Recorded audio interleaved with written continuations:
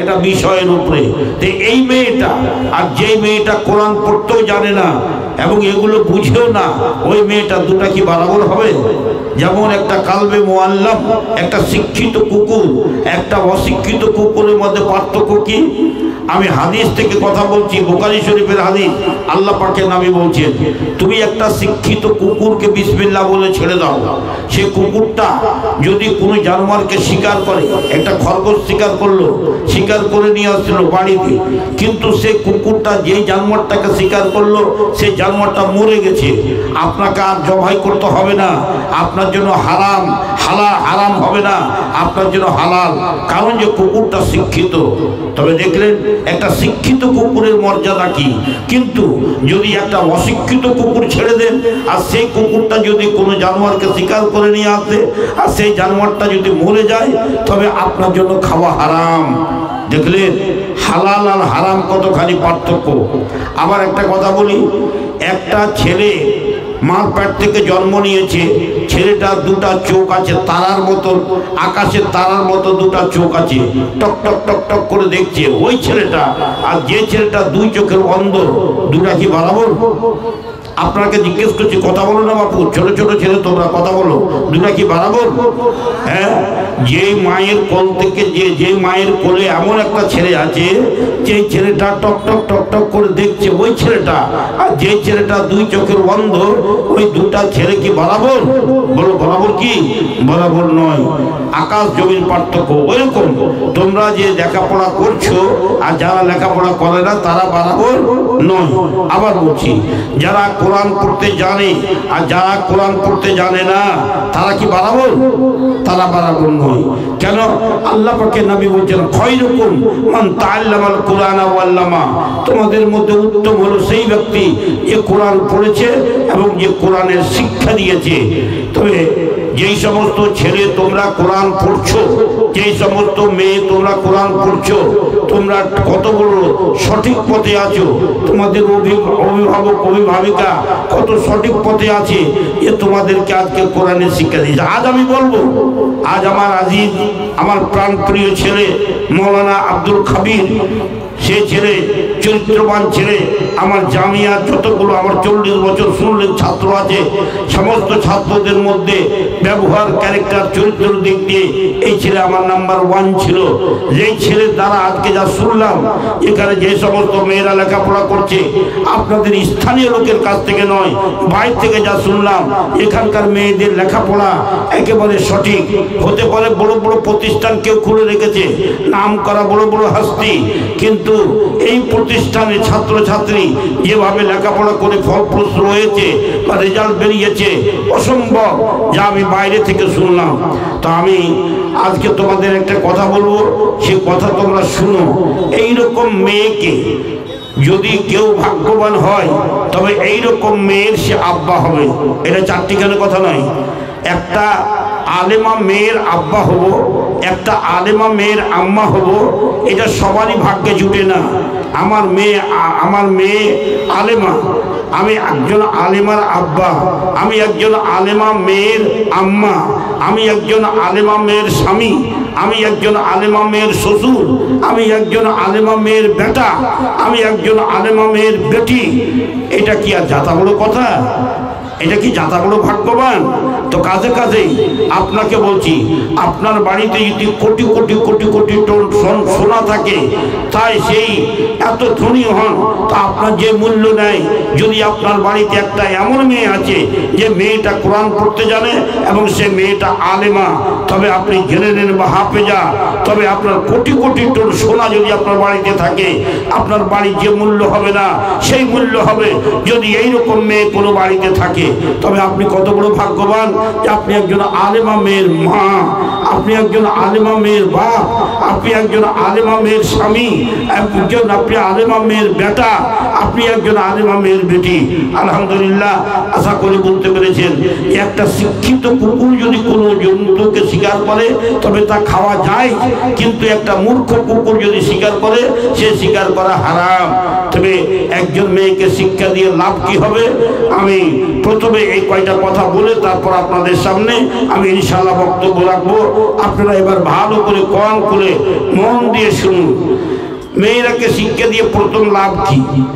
এক নম্বর লাভ, এই যে আপনাদের জন্য ছোট্ট করে একটা কাগজ কেড়ে নিয়ে এসেছি আমি, আপনারা শুনেন। এই মহিলা মাদ্রাসা যখন ছিল না, মেয়েরা বাধ্য হয়ে কোথায় যেত? স্কুল কলেজ যেত। ভালো কথা, আমি শিখতে নিষেধ করি না, স্কুল কলেজ MBBS হবে আমি নিষেধ করছি না। হ্যাঁ, ইংলিশ নিয়ে অনার্স করবে, জিওগ্রাফি নিয়ে অনার্স করবে, হিস্ট্রি নিয়ে অনার্স করবে, আমি নিষেধ করছি না। কিন্তু আমি একটা কথা বলছি, আপনাদের চোখে দেখা যে সমস্ত লোক দেখেছেন বা দেখছেন স্কুল কলেজে যে মেয়েগুলো যাচ্ছে, সে মেয়েগুলোর মাথার চুলের হেফাজত আছে, পেটের হেফাজত আছে, পিঠের হেফাজত আছে। ওই মেয়েগুলো রাস্তা দিয়ে চলে, অনেক মানুষ তাদের মাথার চুল দেখে, কেউ পেট দেখে, কেউ পিঠ দেখে। আমি প্রথম নম্বর লিখেছি যে হেফাজতুস সার ওয়াল বাতন ওয়াল জাহর। এই মেয়েরাকে মহিলা মাদ্রাসাতে পড়াতে প্রথম নম্বর 3টা লাভ, যে ওই মেয়েটার মাথার চুলের হেফাজত, মাথার, তার শরীরে, তার পিঠের হেফাজত, তার পেটের হেফাজত।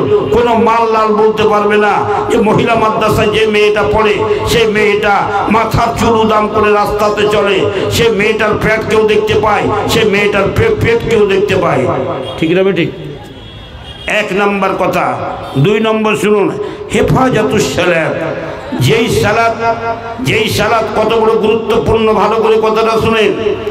একটা ছেলে দেখতে খুব সুন্দর, একটা ছেলে দেখতে খুব সুন্দর, ব্যবহার চরিত্র ভালো, সেই ছেলেটা অনেক দাতা, বড় বড় দান করে, ওয়ালাকিন লা ইউসাল্লি, বাট কিন্তু সেই ছেলেটা নামাজ পড়ে না, তার কোনো দাম নেই। একটা মেয়ে দেখতে খুব সুন্দরী, স্বামীর সোহাগিনী, শ্বশুর শাশুড়ি আদরিনী, পাড়া প্রতিবেশী গরিব দুঃখীর সাথে ভালো ব্যবহার করে, ওয়ালাকিন লা তুসাল্লি, কিন্তু সেই মেয়েটা নামাজ পড়ে না, সব বেকার, সব বেকার, ওর কোনো মূল্য নাই, ওর কোনো দাম নেই। কিন্তু একটা মেয়ে যখন মহিলা মাদ্রাসাতে পড়বে, যখন সে মহিলা মাদ্রাসায় পড়বে, 5 ওয়াক্তের নামাজ সে পড়বে, কিন্তু সে স্কুল কলেজ গেলে, টিউশন গেলে ওর নামাজ চলে গেল, স্কুল গেলে ওর নামাজ চলে গেল, কলেজ গেলে ওর নামাজ চলে গেল, ওর নামাজের সাথে কোনো অংশ নেই।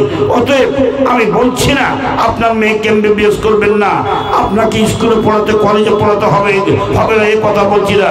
অন্তত 4-5টা বছর আপনার মেয়েকে এই প্রতিষ্ঠানে দিতেই হবে, এটা আপনি ধরে নিন অপরিহার্য, আপনার জন্য ফরজে আইন, আপনাকে এটা দিতেই হবে। কেউ দিবে আর আমি দিব না, কালো মেয়েকে পড়াবে, আমার মেয়েকে পড়াবো না, এরকম হতভাগা হয়ে থাকবেন না। যেমন ছেলেকে পড়াবেন তেমন মেয়েকে পড়াবেন। এবং এই মেয়েকে নামাজ পড়াইতে গেলে লাভটা কি হবে? হেফাজতুস সালাত। আপনাকে আর বলতে হবে না, মেয়ে স্কুলে যেতে গেলেও নামাজ পড়বে, স্কুল থেকে এসেও নামাজ পড়বে, ডাক্তার হলেও নামাজ পড়বে, মাস্টার হলেও নামাজ পড়বে। যার মধ্যে বুনিয়াদী শিক্ষা আপনি দিয়ে দিবেন, সে কোনোদিন বেনামাজি হয়ে থাকতে পারে না। ঠিক না বেটি? এবার শুনেন 3 নম্বর লাভ কি হবে, ভালো করে শুনুন। 3 নম্বর লাভ কি? 1 নম্বর 2 নম্বর বলেছি, এবার 3 নম্বর লাভ কি? মেয়েরাকে শিক্ষিত করা। হাদিসে আছে, আমি নিজে বাড়ি একটাও কথা বলবো না, ইযা মাত ইবনু আদম ইনকাতা আনহু আমালহু ইল্লা মিন সালাসাতিন সাদাকাতিন জারিয়া আও ইলমিন ইউনতাফাউ বিহি আও ওয়ালাদিন সালিহিন ইয়াদুলহু। ভাইরা আমার, মায়েরা আমার, বোনেরা আমার, ভালো করে শুনুন। হায়রে আল্লাহ, যে একটা মেয়েকে আলেমা করলো কত বড় ভাগ্যবান, যে একটা মেয়েকে আলেমা করলো সে কত বড় ভাগ্যবতী। ওই মা আর বাপ যে একটা মেয়েকে আলেমা করেছে, কি ভাগ্যবান। আপনাকে একদিন মরতেই হবে, এটা জেনে নেন। আপনাকে একদিন মরতেই হবে। আপনি যতই সুন্দরী হন, যতই স্বামীর সোহাগিনী হন, বাবা মায়ের যত বড় আদরী হন, আপনাকে আকাশের চাঁদের মতো যতই সুন্দরী হন, আপনাকে মরতে হবে। মা বাপু, আপনাকে মরতে হবে। মরার সাথে সাথে আর দেরি হবে না, যেমনই মরবেন আর দেরি হবে না, সাথে সাথে আপনার জন্য পানি গরম করে ফুল পাতা দিয়ে আপনাকে বিদায় গোসল জানানো হবে। তার তারপরে আপনাকে সাদা বিদায় পোশাক পরানো হবে, সাদা কাপড় দিয়ে। তারপরে আপনাকে বিদায় সম্ভাষণ জানানো হবে সালাতে জানাজা পড়ে। তারপরে আপনাকে দুনিয়া থেকে মুছে দেওয়া হবে। আপনাকে 4টা লোক নিয়ে দৌড়বে। কেউ যদি পিছন দিক থেকে বলো তাবো তাবো তাবো, একটু মুখখান দেখি, আর সময় নেই। উত্তর দিকে মাথা, দক্ষিণ দিকে পা করে, কিবলার দিকে মুখ করে চিরজীবনের মতো তোমাকে কবরে রেখে দেবে। সে কবরে তোমার কি হালাত হবে? সেই কবরে তোমার কি হবে? দুনিয়াতে একটু যদি অসুস্থ হয় তো ডাক্তার কবিরাজ আছে, ছেলে পেলে ডাক্তার কবিরাজ নিয়ে আসে। বাপ মা যদি অসুস্থ হয়ে যায়, বাপ মা ছেলে মেয়ে শিয়রে দাঁড়িয়ে করে কি শরবত করে দেয়, বাপ মাকে খাওয়ায়। কেউ আপেল আনে, কেউ মিষ্টি আনে, কেউ গজা আনে, কেউ খাজা আনে, কত রকম জিনিস এনে মা বাপকে খাওয়ায়। আপনাকে বলছি, আপনি যেই দিন থেকে আপনার মা বাপ মরেছে আপনি কবরে রেখে এসেছেন, খবর নিয়েছেন কয় থালা ভাত, কয়টা রুটি, কয়টা বিস্কিট, কয় কাপ চা, কয় কাপ শরবত আপনি দিয়ে এসেছেন, দিয়ে আসেননি। তবে সেখানে কি কাজ দেবে আপনার? আপনার 11টা ছেলে মেয়ে যদি থাকে, একটাও যদি কোরআন পড়তে না জানে, একটাও যদি নামাজ না পড়ে, তবে আপনার মতো এই 14টা ছেলে জন্মানো আর না জন্মানো বেকার, কোনো পার্থক্য নেই। বলছি কেন মাওলানা এত বড় কথা বললেন? আমি শুনেন, একটা মালফার বাইনাল হায়াওয়ান আর নাতে ও গাইনাতে, আপনাকে বলছি একটা মানুষের মধ্যে আর একটা চতুষ্পদ জন্তুর মধ্যে পার্থক্য কি? ভালো করে শুনেন কথাটা। ছেলে পেলে তোমরা যারা পড়ছো ভালো করে শুনো, যারা পড়ো না তারাও শুনো, আর যা সমস্ত মা বাপ অভিভাবক আছে তারাও শুনো। আপনাকে আমি বলছি, একটা গরুর সাথে তুলনা করে বলছি। কুকুরের কথা তো বললাম, এবার গরুর কথা শুনেন। একটা গরু খায়, পায়খানা করে, আরাম করে। একটা মানুষ খায়, আরাম করে, সবই করে, কিন্তু পার্থক্য কি? চিন্তা করে। একটা চতুষ্পদ জন্তু, সে যদি তার জনপ্রদা জাগে, সে চিনে না এটা আমার মা, এটা আমার খালা, এটা আমার ফুফু, এটা আমার বেটি, এটা আমার পিসি, কিছুই বুঝে না। সে চতুষ্পদ জন্তু, সেই জন্তুর উপর আরোহণ করে নেয়। কিন্তু মানুষ এটা কোনোদিন করবে না। এটা মানুষ আর চতুষ্পদ জন্তুর মধ্যে পার্থক্য। সকাল হলো, ভালো করে কথা শুনেন, সকাল হলো যেমন মানুষ আলহামদুলিল্লাহিল্লাযী আহইয়ানা বাদা মা আমাতানা ওয়া ইলাইহিন নুশুর, কিন্তু একটা চতুষ্পদ জন্তু সকাল হতে গেলে তাকে এই দোয়া পড়তে শোনা যায় না। আবার শুনুন, একটা মানুষের সাথে স্বামী স্ত্রী যখন মিলন করে একটা দোয়া পড়ে, বিসমিল্লাহি আল্লাহুম্মা জান্নাবনা শাইতানা ওয়া জান্নিবিশ শাইতানা মা রাযাকতানা। একটা কুকুরের সাথে, একটা ষাঁড় একটা গাভীর সাথে, একটা জন্তুর সাথে যখন মিলন করে তখন তারা কিন্তু এই দোয়া পড়তে জানে না। যখন একটা মানুষ খায় তখন খাওয়ার শুরুতে কি বলে? বিসমিল্লাহ। খাওয়া যখন হয়ে গেল তখন বলে আলহামদুলিল্লাহ হামদান কাসীরান তাইয়িবান মুবারাকান ফি গায়রা মাগফির ওয়ালা মুআদ্দাইন ওয়ালা মুস্তাগনান আনহু রব্বানা। আল্লাহ, আপনি বলুন সুবহানাল্লাহ। এই ছেলে পেলে তোমরা দাঁড়িয়ে কেটে গেল, বসো একটু বসো, শোনো না দোয়াগুলো, শুনো না। তোমাদের জন্য যে ওয়াজটা করছি আমি, এখন তো তোমাদের বিয়ে দিনি, এখন তো তোমরা মায়ের পেটেই আছো, মায়ের পেট থেকে হয়ে পড়বে, তারপর তো তোমাদের বিয়ে দিব, তখন ভালো লাগবে তোমরাকে, একটু থাকো। এইবার কি হলো? ছেলে পেলে শোনো ভালো করে। একটা চতুষ্পদ জন্তু, ওরা স্বামী স্ত্রী মিলন করে, এই দোয়া জানে না। একটা চতুষ্পদ জন্তু খায়, এই দোয়া জানে না। খাওয়ার পরে এই দোয়া পড়তে হয় জানে না। কে জানে? মানুষ। তবে একটা মালফারক বাইনাল হায়াওয়ান নাতে গায়ের নাতে, একটা মানুষ আর একটা অমানুষের মধ্যে পার্থক্য কি? এতগুলো পার্থক্য দেখতে পেলেন। তবে আমি মানুষের কুলে জন্ম নিয়ে যদি আমি বিসমিল্লাহ বলতে না জানি, আলহামদুলিল্লাহ বলতে না জানি, কোনো দোয়া দরুদ যদি না জানি, তবে একটা চতুষ্পদ জন্তু মানুষের মধ্যে পার্থক্যই কি হলো? তবে আমি মানুষ হয়ে করলাম কি? তবে আমাকে বুঝতে পারা গেল একটা মানুষের মধ্যে এত বড় পার্থক্য। একটা মেয়েকে যখন আপনি লেখাপড়া শিখে যখন আলেম করলেন, আলেমা করলেন, তখন আপনার কত বড় লাভ দিচ্ছে দেখেন। একটা গরু যদি মরে যায় তো সেই গরুর সেই ছানা পানা, সেই চতুষ্পদ জন্তুর যত বাচ্চা কাচ্চা আছে, এরা দোয়া করতে জানে না। কিন্তু মানুষের ভিতরে যখন বাপ মরে গেল, মা মরে গেল, তখন বাপ মা মরে যেতে গেলে হাদিসে আছে 3টা লোকের আমল নামা বন্ধ, সব আমল বন্ধ হয়ে যায়, কিন্তু 3টা লোকের আমল নামা বন্ধ হয় না ভাই। তার মধ্যে একটা হলো আওলাদিন সলিহিন, যে নেক ছেলে রেখে যায়। নেক ছেলে মানে ইয়াদুলহু, যে সেই মা বাপের জন্য দোয়া করে। আছে আপনার কোনো ছেলেকে, আপনাকে আমি বলছি, কোনো ছেলে যদি, কোনো মেয়ে যদি এই দোয়াটি না জানে, তবে আমি মনে করি ওই ছেলে পেলে আর গরু বাছুরের মধ্যে কোনো পার্থক্য নেই। কি দোয়াটি? রব্বের হামুমা কামা রব্বায়ানি সগীরা, আল্লাহুম্মা গফিরলি ওয়া লিওয়ালিদাইয়া, রব্বানা গফিরলি ওয়া লিওয়ালিদাইয়া, রব্বানা গফির লানা ওয়া লিইখওয়ানিনা আল্লাযীনা সাবাকুনা বিল ঈমান ওয়া লা তাজআল ফি কুলুবিনা গিল্লাল লিল্লাযীনা আমানু রব্বানা ইন্নাকা রাউফুর রহিম। আছেন ভাইজান? রব্বে আউযিনি আন আশকুরা নি'মাতাকা আল্লাতী আন'আমতা আলাইয়া ওয়া আলা ওয়ালিদাইয়া ওয়া ন'আমালা সালিহান তারদাহু ওয়া আসলিহ লি ফি যুররিয়াতি ইন্নী তুবতু ইলাইকা ওয়া ইন্নী মিনাল মুসলিমিন। আছেন ভাইজান? এই মজলিসের মধ্যে যতগুলো লোক আছি সবাই বলেন আমরাও কারো কোনো মা বাপের ছেলে পেলে আমরা এই দোয়াটি জানি? যদি জানি তবে সত্যিই আমরা মানুষের ছেলে।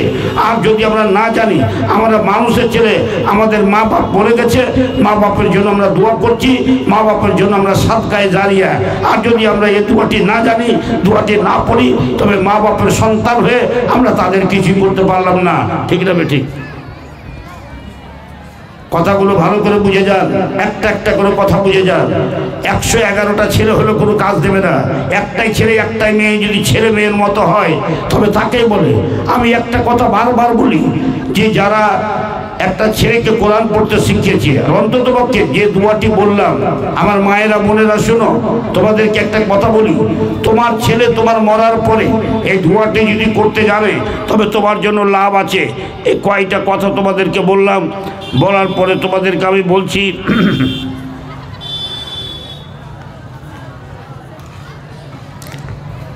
একজন মা কত বড় লাভ আছে শুনেন। একজন মা, একজন শিক্ষিতা মেয়ে, একজন আলেমা মেয়ে, তার দাম কতখানি, তার মর্যাদা কতখানি দেখেন। সেই মা, বুখারী শরীফের হাদিস আছে, কুল্লু মাউলুদিন ইউলাদু আলাল ফিতরা ফাআবাওয়াহু ইউহাব্বিদানিহি আও ইউনাসসিরানিহি আও ইউমাজ্জিসানিহি কামা তুনতাজুল বাহিমাতু বাহিমাতাল জামাআ হাল তুইসুনা মিনহু জাদা। আল্লাহ নবী বলছেন, শুনুন আমার মা বোনেরা যারা পর্দার আড়ালে আছেন, আর আপনাদেরকে বলছে শুনুন, যারা শিক্ষিতা মা হবে তার ছেলে মেয়ে শিক্ষিত হবে, শিক্ষিত হবে। যারা শিক্ষিতা মা হবে না তাদের ছেলে মেয়ে শিক্ষিতা হওয়া অসম্ভব। আল্লাহ নবী বলছেন, কুল্লু মাউলুদিন ইউলাদু আলাল ফিতরা, যত সন্তান জন্মগ্রহণ করে তারা ইসলামের উপরে তারা জন্মগ্রহণ করে। তারপরে সেই ছেলেটা তো মাসুম ছেলে, সে কিছুই জানে না। তার মা যদি বাঙালি হয় তবে ছেলে মেয়ে বাংলা ভাষায় কথা বলবে। তার মা যদি আরাবিয়ান হয় তবে ছেলে মেয়ে আরবিতে কথা বলবে। কোনো কলেজ গেছে, কোনো ইউনিভার্সিটি গেছে, কেমন করে রাখছে। ইংল্যান্ডের যদি কোনো মেয়ে যদি হয় ইংরেজি ভাষী হয় তবে তার ছেলে মেয়ে ইংরেজি ভাষায় কথা বলবে। এ কোন কলেজে কোন ইউনিভার্সিটিতে ইংরেজি শিখে এসছে? যে মাকে বলছে মাদার, বাবাকে বলছে ফাদার, ভাইকে বলছে ব্রাদার, বোনকে বলছে সিস্টার, কোনখান থেকে শিখে এসছে? তবে বলতে পারা গেল যে মা যে ভাষায় করবে, মার যেরকম চালচলন হবে, মার যেরকম ব্যবহার চরিত্র হবে, ঠিক তেমনই হবে। এবার আপনারা সুন্দর হয়ে যে লোকটি বসে আছেন, একটা কথা বলি দুঃখের সাথে, এই জায়গাটাতে আমাকে এত জালসা করি, কিন্তু এই জায়গাটাতে জালসা করতে আমার মনটা কেমন করে। তো যাক, আমি দুঃখের কথা পরে বলছি, আগে একটা কথা বলছি। ভাইজান আপনারা শুনেন যে আল্লাহর নবী জুমার দিন খুতবা দিচ্ছেন, লোক সব উঠে উঠে চলে গেল। যেমন আপনাদের এখানকার জালসার নীতি দেখি আমি, বক্তা উঠতে গেলেই একটা একটা করে উঠতে এখন কত রাত হয়েছে, রাত 10টা তো হলো, আর রাত 10টাতে চলে যাবে। ওদিকে রাত 8টা না হলে তো আসেননি, তবে 2-3 ঘন্টাও থাকবেন না আপনি কাজে কাজে, আর বাজারে ঘুরে বেড়াবেন। আল্লাহকে কিয়ামতের দিন জবাব কি দিবেন? এখানে যে এসেছেন, যদি এই কোরআন হাদিসের মজলিসে না বসেন, শুধু মেলা করে যদি চলে যান, বাজারে মেলাতে যদি ছেলে মেয়ে ঘুরে বেড়ান, তবে এই মেলা আর জালসার মধ্যে পার্থক্য কি? আপনাকে বলছি, আপনি মেলা করতে আসেননি মা বোন ভাইরা আমার, আপনারা সুন্দর করে বসে যান। আর আপনার কাছে এই মজলিস, আমি মা বোনদের মজলিস দেখতে পাই না, আপনাদের মজলিস দেখে আমি একটা অনুরোধ করছি যে শয়তান আপনার প্রকাশ্য শত্রু। যেই মজলিসে দেখবেন যে সামনে জায়গা ফাঁকা থাকবে আর পিছনে লোক থাকবে, সেই ফাঁকা জায়গায় শয়তান বসে থাকবে আর ওই মজলিসে গন্ডগোল পাকাবে, আর গন্ডগোল পাকিয়ে ওই মজলিসকে ভেঙে দিবে ওই শয়তান। কাজে কাজে আপনাদেরকে বলবো, শয়তান আপনার শত্রু। আপনি শয়তানকে তাড়ার জন্য এবং জালের দিন একটু ঘন হয়ে বসার জন্য সামনে জায়গাটা একটু ফাঁকা করেন। তো আল্লাহর নবী ফাঁকা করেন বললাম না, জমা করেন। আল্লাহর নবী মসজিদে নববীতে খুতবা দিচ্ছেন, সমস্ত লোক উঠে উঠে চলে গেল, মাত্র 12টা লোক বেঁচে ছিল। আল্লাহর নবী 12টা লোককে বক্তৃতা রেখেছিলেন। আমি আপনাদের কত 12টা লোক আছেন, আমি ইনশাআল্লাহ বক্তব্য রাখবো, কিন্তু আপনাদের কাছে আমার বিনীত অনুরোধ যে আপনারা ফাঁকে জায়গা এক টুকাও রাখবেন না, এক হাত রাখবেন না। একবার পিছন দিক থেকে আপনারা সবাই একটু চলে আসুন। তো আসেন বাপু, আসেন আসেন, ধনের আমার আসেন, আসে। শয়তান শত্রু বাপু, বাড়ি চলে যাব, সব দিনই তো আরাম করি। আসো, কিছু কথা শুনে যাও, কাজ দিবে। একটু সুন্দর হয়ে গুছিয়ে বসে যাও, তোমাদের কাজ দেবে। আমি যে কথাগুলো বলছি শুনো, তোমাদের কাজ কতখানি দেবে তোমরা আস্তে আস্তে আস্তে আস্তে সমস্ত কিছু বুঝতে পারবে। আচ্ছা, এবার ঠিক আছে, খুব ভালো। তবুও জায়গা জায়গা ফাঁকা আছে। একটু কষ্ট যদি করেন যে না, মৌলানা যখন বললেন শয়তান যখন শত্রু, এটা তো কোরআনের কথা, আর শয়তানকে আবার আগে বসতে দিব, তো শয়তানকে এক লাতে হটিয়ে দিন, আর পেটে ভুঁড়িতে মারেন 1 লাখ, শয়তানকে পাঠিয়ে দিন, যে সামনে জায়গাটা লাফিয়ে চলে যেতেন। তবে শয়তান এখান থেকে চলে গেল, আপনি কামিয়াব হলেন, শয়তানকে জিতে নিলেন। এখন দেখতে কত ভালো লাগছে, দেখেন তো, কলেজা ঠান্ডা হয়ে যাচ্ছে। আর একটু যদি কষ্ট করেন তবে আরো ভালো লাগবে। একটু সামনে আর একটু চেপে বসেন তো। আমি একটা কবিতা পড়ছি। আল্লাহ আল্লাহ, একটা ছোট ছেলে বলছে, আল্লাহ আল্লাহ তুমি মহান প্রভু, তার চেয়ে কেউ নাই, আমরা সবাই খোকা খুকি তারই বন্দনা গাই। ওই যে আকাশ বিরাট বিশাল, এই যে সাগর নদী, তার নামেতে কুলকুলিয়ে গাইছে নিরবধি। ওই যে পাখি তাকিয়ে তাকিয়ে দুলছে গাছের ডালে, বলতে পারো কার নামে সে গাইছে তালে তালে? কার নামে সে মৌমাছি দল গুনগুনিয়ে গায়, কার নামেতে মৌমাছি গুনগুনিয়ে গায়। বনে বনে ফুল ফুটে কার গোপন ইশারায়, কে বুলালো শিশুর টোটে হাতির কাঠি খানি, সে যে মোদের আল্লাহ মহান, তাকেই সেরা জানি। সবাই পড়ুন একবার আলহামদুলিল্লাহ, পড়ুন আলহামদুলিল্লাহ। আসুন আরেকটা কথা বলি। সমাজে বড় বড় কথা সবাই বলতে পারে, কাজ করে কয়জন? এই ছেলেটা, এই বাবা, তুমি এখনো দাঁড়িয়ে আছো বাবু? এই ছেলে, সাদা পাঞ্জাবি, সাদা শার্ট, বসে যাও, বসে যাও বাবু, বসে যাও। মাশাআল্লাহ, ছেলে পেলে আল্লাহ আমাকে বেইজ্জত করেনি, সবাই সুন্দর হয়ে বসে গেছে। আল্লাহ ছেলে পেলেকে দুনিয়া আখিরাতে তুমি ইজ্জত দিও, তাদেরকে তুমি বেইজ্জত করিও না। কথা ওয়াজ শুনবো, ওয়াজ করবো বাপু, তার আগে একটা কবিতা শুনো। আমরা যখন তোমাদের মতো ছিলাম, আমরা যখন তোমাদের মতো ছোট ছোট ছিলাম, তখন একটা কবিতা পড়েছিলাম, কি আমাদের দেশে হবে সেই ছেলে কবে, আর কথাই না বড় হয়ে কাজে বড় হবে। মুখে হাসি বুকে বল তেজে ভরা মন, মানুষ হইতে হবে এই যার পর। বিপদ আসিলে কাছে হও আগুয়ার, নাহি কি শরীরে তবু রক্ত মাংস প্রাণ। হাত পা সবারই আছে, নিচে কেন ভয়? চেতনা রয়েছে যার, সে কি পড়ে রয়? সে ছেলেকে চাই বলো কথায় কথায়, আসে যার চোখে জল মাথা ঘুরে যায়। সাদা প্রাণে হাসি মুখে করো এই পর, মানুষ হইতে হবে এই যার মন। বাস, এবার ভাই ছোট ছোট ছেলে পেলে তোমরাকে বলছি বাবু, ওয়াজটা করবো কি? এখন আমার সামনে যে কয়েকটা লোক বসে আছেন, এখানে দুটা আর দুটা চারটা আর দুটা 6টা লোক বসে আছেন, আর বাকি তো সব ছেলে পেলে। তো ওয়াজটা কার করবো? হ্যাঁ, বুড়া মানুষের ওয়াজ যদি করি তো ছেলে পেলে কই যে আমরা কি শুনবো, আর ছেলে পেলের ওয়াজ করলে বুড়া মানুষকে আমরা কি শুনবো? ঠিক নয় কথাটা? তো কার ওয়াজ করবো? তো মাত্র তো কয়টা। তো যাই, আমি সবাইকে সামান তালে রেখে একটা ওয়াজ করছি। যেই এই মজলিসের ভিতরে যেই সমস্ত ছেলে মেয়ের বিবাহ হয়ে গেছে তারা হলো বিবাহিত বিবাহিতা, আর যেই সমস্ত ছেলে মেয়ের বিবাহ হয়নি তারা হলো অবিবাহিত অবিবাহিতা। দেখ যা, তো একদিন দুনিয়াতে যতই সুখে থাকেন বিয়ে করতে হবে। আমরা যখন ছোট ছিলাম আমরাকে বিয়ের কথা কইতাম তো লাঠি লিয়ে তাড়তাম, কেন বিয়ের কথা বলবি? আর যখন বড় হয়ে গেলাম তখন বাপ বেটার ব্যাপার, বসে আছি পাশাপাশি, তখন মনে মনে বলি বিয়ের কথা বলে না কেন, কখন বিয়ে দিবে, সব লজ্জা সরব হারিয়ে গেল। তো তোমরা ছোট ছোট ছেলে বাবু, তোমরাকে বলছি ওরকম ধরনের আমার এই মজলিসে যদি কোনো অবিবাহিতা কোনো মেয়ে থাকে তো তোমরাকে বলছি, অবিবাহিত ছেলে অবিবাহিতা মেয়ে, তোমরাকে বলছি বিবাহ হবে, একদিন বিবাহ হবে, আল্লাহ তোমাকে হায়াত দে, তোমরা বিবাহ করবে। কিন্তু বিবাহ করার আগে একটা দোয়া করিও। কি দোয়া? রব্বানা আতিনা ফিদ দুনিয়া হাসানাতাও ওয়া ফিল আখিরাতি হাসানাতাও ওয়া কিনা আযাবান নার। যে কোনো দোয়া করবে আল্লাহর কাছে তো মানেটা বুঝে নিও। ছোট ছোট ছেলে পেলে তোমরা বাবা ধন আপনার যে কোনো দোয়া করবেন আল্লাহর কাছে, যখনই কথা বলবেন তোর মানেটা বুঝে নেবেন। এই দোয়াটার মানে হলো, হে আমাদের প্রতিপালক, আমাদের দুনিয়াতে শান্তি দাও, ওয়া ফিল আখিরাতি হাসানাত দাও, এবং মৃত্যুর পরে আখিরাতে আমাদের শান্তি দাও, ওয়া কিনা আযাবান নার, এবং আমাদের সকলকে জাহান্নামের আগুন থেকে বাঁচাও। ইস, এই মজলিসের ভিতরে যদি কোনো মা কোনো বোন এই দোয়াটা আজকে শিখালেন, মানে বুঝালেন আর আল্লাহর কাছে করেন, আমি বলবো যে মা ভাই বাবা জীবন তোমরা জালসা শুনে চলে যাও, কিছুক্ষণ আরাম করো, আরাম করে আজান দিবে, আজানের একটু আগে উঠে যাবে, ওযু করে 2 রাকাত নামাজ পড়ো, আর 2 রাকাত নামাজ পড়ে আল্লাহর কাছে কয়টা দোয়া করো, তার মধ্যে 1 নম্বর দোয়া বলে দিলাম, কি?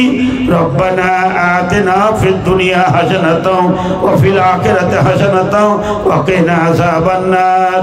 হে আমাদের প্রতিপালক, তুমি আমাদের দুনিয়াতে শান্তি দাও, ওয়া ফিল আখিরাতি হাসানাতাও, এবং আখিরাতে শান্তি দাও, ওয়া কিনা আযাবান নার, এবং তুমি আমাদের সকলকে জাহান্নামের আগুন থেকে বাঁচাও। ইউটিউবওয়ালা তোমরা একটু বসে যাও, একটু বসে যাও, তোমরা ডিস্টার্ব দিও না, একটু বসে যাও, ভালো করে কথা শুনো। এইবারে আমার মা বোনেরা শুনো, ভাইরা ছেলেরা শুনো, যাদের বিয়ে হয়নি, বিয়ে না হতে গেলে বাড়ি যাও, বাড়ি গিয়ে বললাম দ্বিতীয় দোয়া করো, ওযু করে 2 রাকাত নামাজ পড়ে এবার দ্বিতীয় দোয়া করো, রব্বানা হাব লানা মিন আজওয়াজিনা ওয়া যুররিয়াতিনা কুররাতা আয়ুনিন ওয়াজআলনা লিল মুত্তাকিনা ইমামা। দোয়াটার মানে হলো, হে আমাদের প্রতিপালক, আমি একটা যুবক ছেলে, আমাকে একটা যুবতী মেয়ে তুমি দান করো, যেই মেয়ের সাথে তুমি আমাকে দান করবে, আমার স্ত্রী রূপে যাকে আমাকে তুমি দান করবে, সে মেয়েটা যেন আমার প্রাণ জুড়িয়ে দেয়, তাকে দেখে যেন আমার কলেজা ঠান্ডা হয়ে যায়। তারপরে আল্লাহ তুমি আমাকে এমন স্বামী দাও, ওই মেয়েটাই যদি এই দোয়াটা করে, জাওজের বহুবচন আজওয়াজ, এটা হলো কমন জেন্ডার, ওই মেয়েটাই যদি এই দোয়াটা করে, কি রব্বানা হাব লানা মিন আজওয়াজিনা ওয়া যুররিয়াতিনা কুররাতা আয়ুনিন ওয়াজআলনা লিল মুত্তাকিনা ইমামা। দোয়াটার মানে হয়ে গেল, আল্লাহ আমি একটা যুবতী মেয়ে, আমাকে একটা যুবক ছেলে দান করো, আল্লাহ এমন ছেলে দান করো যাকে দেখলে যেন আমার চোখ জুড়িয়ে যায় আর সন্তান সন্ততিতে আমার মন ভরে যায়। এই দোয়া একজন অবিবাহিত ছেলে, একজন অবিবাহিতা মেয়ে এই দোয়া করবে। আচ্ছা, এবার বলবে মাওলানা যাকে বিয়ে হয়ে গেছে ওরা কিছু করবে না? ওরাও বলছি, তোমাকে বলছি, তুমিও বাড়ি চলে যাও, বাড়ি গিয়ে উজু করে 2 রাকাত নামাজ পড়ে তুমি আল্লাহর কাছে এই দোয়াটা করো, রব্বানা হাব লানা মিন আজওয়াজিনা ওয়া যুররিয়াতিনা কুররাতা আয়ুনিন ওয়াজআলনা লিল মুত্তাকিনা ইমামা। এই দোয়া পড়ার পরে তখন বলবে, রব্বে হাবলি মিনাস সলিহিন, রব্বে হাবলি মিনাস সলিহিন, রব্বে হাবলি মিন লাদুনকা যুররিয়াতান তাইয়্যিবাতান ইন্নাকা সামিউদ দুআ। এই দোয়াটা পাঠ করবে। ভাই যারা লাইনে লাইনে জালসা থেকে চলে যাচ্ছেন, রাত 10টা বাজেনি, মেলা থেকে চলে গেলেন, একটু জালসার দিকে ফিরে তাকান, আসেন এই মজলিসে কিছু 2-4টা কথা শুনে যান। এই দোয়াটা মা বোন যাদের যারা এই বিবাহিতা মেয়ে আছো, তোমরাকে বলছি বাড়ি গিয়ে তোমরা উজু করে দুনিকাত নামাজ পড়ে এই দোয়াটা পাঠ করো। কি দোয়াটা বললাম? রব্বে হাবলি মিনাস সলিহিন, রব্বে হাবলি মিন লাদুনকা যুররিয়াতান তাইয়্যিবাতান ইন্নাকা সামিউদ দুআ। আল্লাহ তোমাকে এমন সুন্দর আর এমন সুন্দর ছেলে, এমন সৎ ছেলে, এমন নেক ছেলে তোমাকে দান করবে, তোমার মন খুশি হয়ে যাবে। এর করতে নেক কে হবে? বাপ মরেছে বাপের জন্য দোয়া, বাপ মরেছে বাপের জন্য দোয়া, বাপ মরেছে মা মরেছে তার জন্য দোয়া। এইরকম একটা ছেলের দাম। আর 111টা ছেলে আছে যে কিছু পড়েনি, কিছু জানে না, দোয়া দুনির কিছু বুঝে না, মা বাপের জন্য কোনো কাজে দিবে না। কাজে কাজে তুমি নেক সন্তানের জন্য এই দোয়া করো। এবার 3 নম্বর, অনেকগুলো বাড়ি আছে, কোনো বাড়িতে শান্তি নেই। নদীর ইপার বলছে ওদিকে কত সুখ, আর উপার বলছে এদিকে কত সুখ। তার মানে বাড়িতে যার সুখ নেই, বাড়িতে স্বামী স্ত্রীতে যার সুখ নেই, তার মতন অভাগা কেউ নেই। ওই বাড়িতে ওই বাড়ির মতন অশান্তি কোনো জায়গাতে নেই।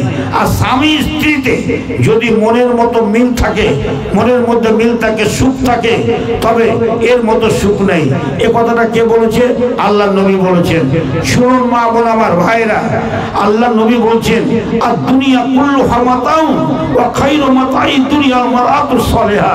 আল্লাহ নবী বলছে দুনিয়াটা হলো উপকারী, আর দুনিয়ার মধ্যে সবথেকে উত্তম জিনিস হলো আল মারাতুস সালিহা, নেক বিবি। আচ্ছা, নেক বিবি কাকে বলে? একটা কথা শুনেন, নেক বিবি কাকে বলে? আপনারা জানেন, শুধু নামাজ রোজা হজ যাকাত করলো আর বাড়িতে ঘ্যাঁ ঘ্যাঁ ঘ্যাঁ ঘ্যাঁ করলো, এই জন্য? একটা বুখারী শরীফের হাদিস শুনুন, একটা হাদিস শুনলে বুঝতে পারবেন। একজন মেয়ে একটাই স্বামী করতে পারে, কিন্তু একটা ছেলে শরীয়তে 4টা স্ত্রী করতে পারে। একটা ছেলে 4টা, একটা পুরুষ লোক যদি তার শক্তি থাকে তবে সে 4টা স্ত্রী করতে পারে। করা ওয়াজিব নয়, যদি আল্লাহ আমাদের শেখা বলেছে ফানকিহু মা তাবা লাকুম মিনান নিসাই মাসনা ওয়া সুলাসা ওয়া রুবা, কিন্তু শরীয়তে জায়েজ আছে সে 4টা বিয়ে করতে পারে, কিন্তু একটা ডিসিপ্লিন আছে। কি ডিসিপ্লিন? একটা যদি স্ত্রী আছে, তার উপরে যে মেয়েটাকে বিয়ে করলো, সে মেয়েটা যদি সাইয়েবা হয়, অর্থাৎ বিবাহিতা মেয়ে যদি হয়, তার আগে যদি কোনো জায়গাতে বিয়ে হয়ে থাকে, তবে সে মেয়েটার কাছে 3 রাত্রি থাকতে হবে। পুরাতন স্ত্রীর কাছে যেতে হবে না, নতুন স্ত্রীর কাছে 3 রাত্রি থাকবে। 3 রাত্রি থাকার পরে তারপর তখন বন্টন হয়ে যাবে, একদিন ওর কাছে একদিন ওর কাছে। এটা হলো শরীয়তের নিয়ম। আচ্ছা, কিন্তু যেই লোকটা যেই মেয়েটাকে পরে বিয়ে করলো, সে মেয়েটা যদি বাকেরা হয়, অর্থাৎ অবিবাহিতা মেয়েকে যদি বিয়ে করে, তো 7 রাত শরীয়তে আছে প্রথমা স্ত্রীর কাছে যাবে না, 7 রাত ওই দ্বিতীয় স্ত্রীর কাছে থাকবে পরস্পর, তারপরে দুজনের মধ্যে বন্টন করে দিবে। এখান থেকে কি বুঝতে পারা গেল? 2 স্ত্রীর কাছে যদি সমানভাবে থাকে, আর সেই বাড়িতে যদি মিল থাকে, একেই বলে মিল। আর বাড়িতে যদি এই মিল না থাকে, তবে তাকে মিল বলা যায় না। তবে একটা কথা শুনে, মানুষের গন্ডগোল হতে পারে। মানুষ কেমন হয়? একটা বুখারী শরীফের হাদিস শুনুন। আল্লাহ পাকের নবীর 9টা বিবি ছিল। আল্লাহ নবীর 9টা বিবি ছিল। তা আল্লাহ নবী এক বিবির ঘরে আছেন, আল্লাহ নবী এক বিবির ঘরে আছেন। তো অন্য বিবি করেছে কি, একটা পিয়ালাটা করে কিছু খাবার আল্লাহ নবীকে দিয়ে পাঠিয়েছেন।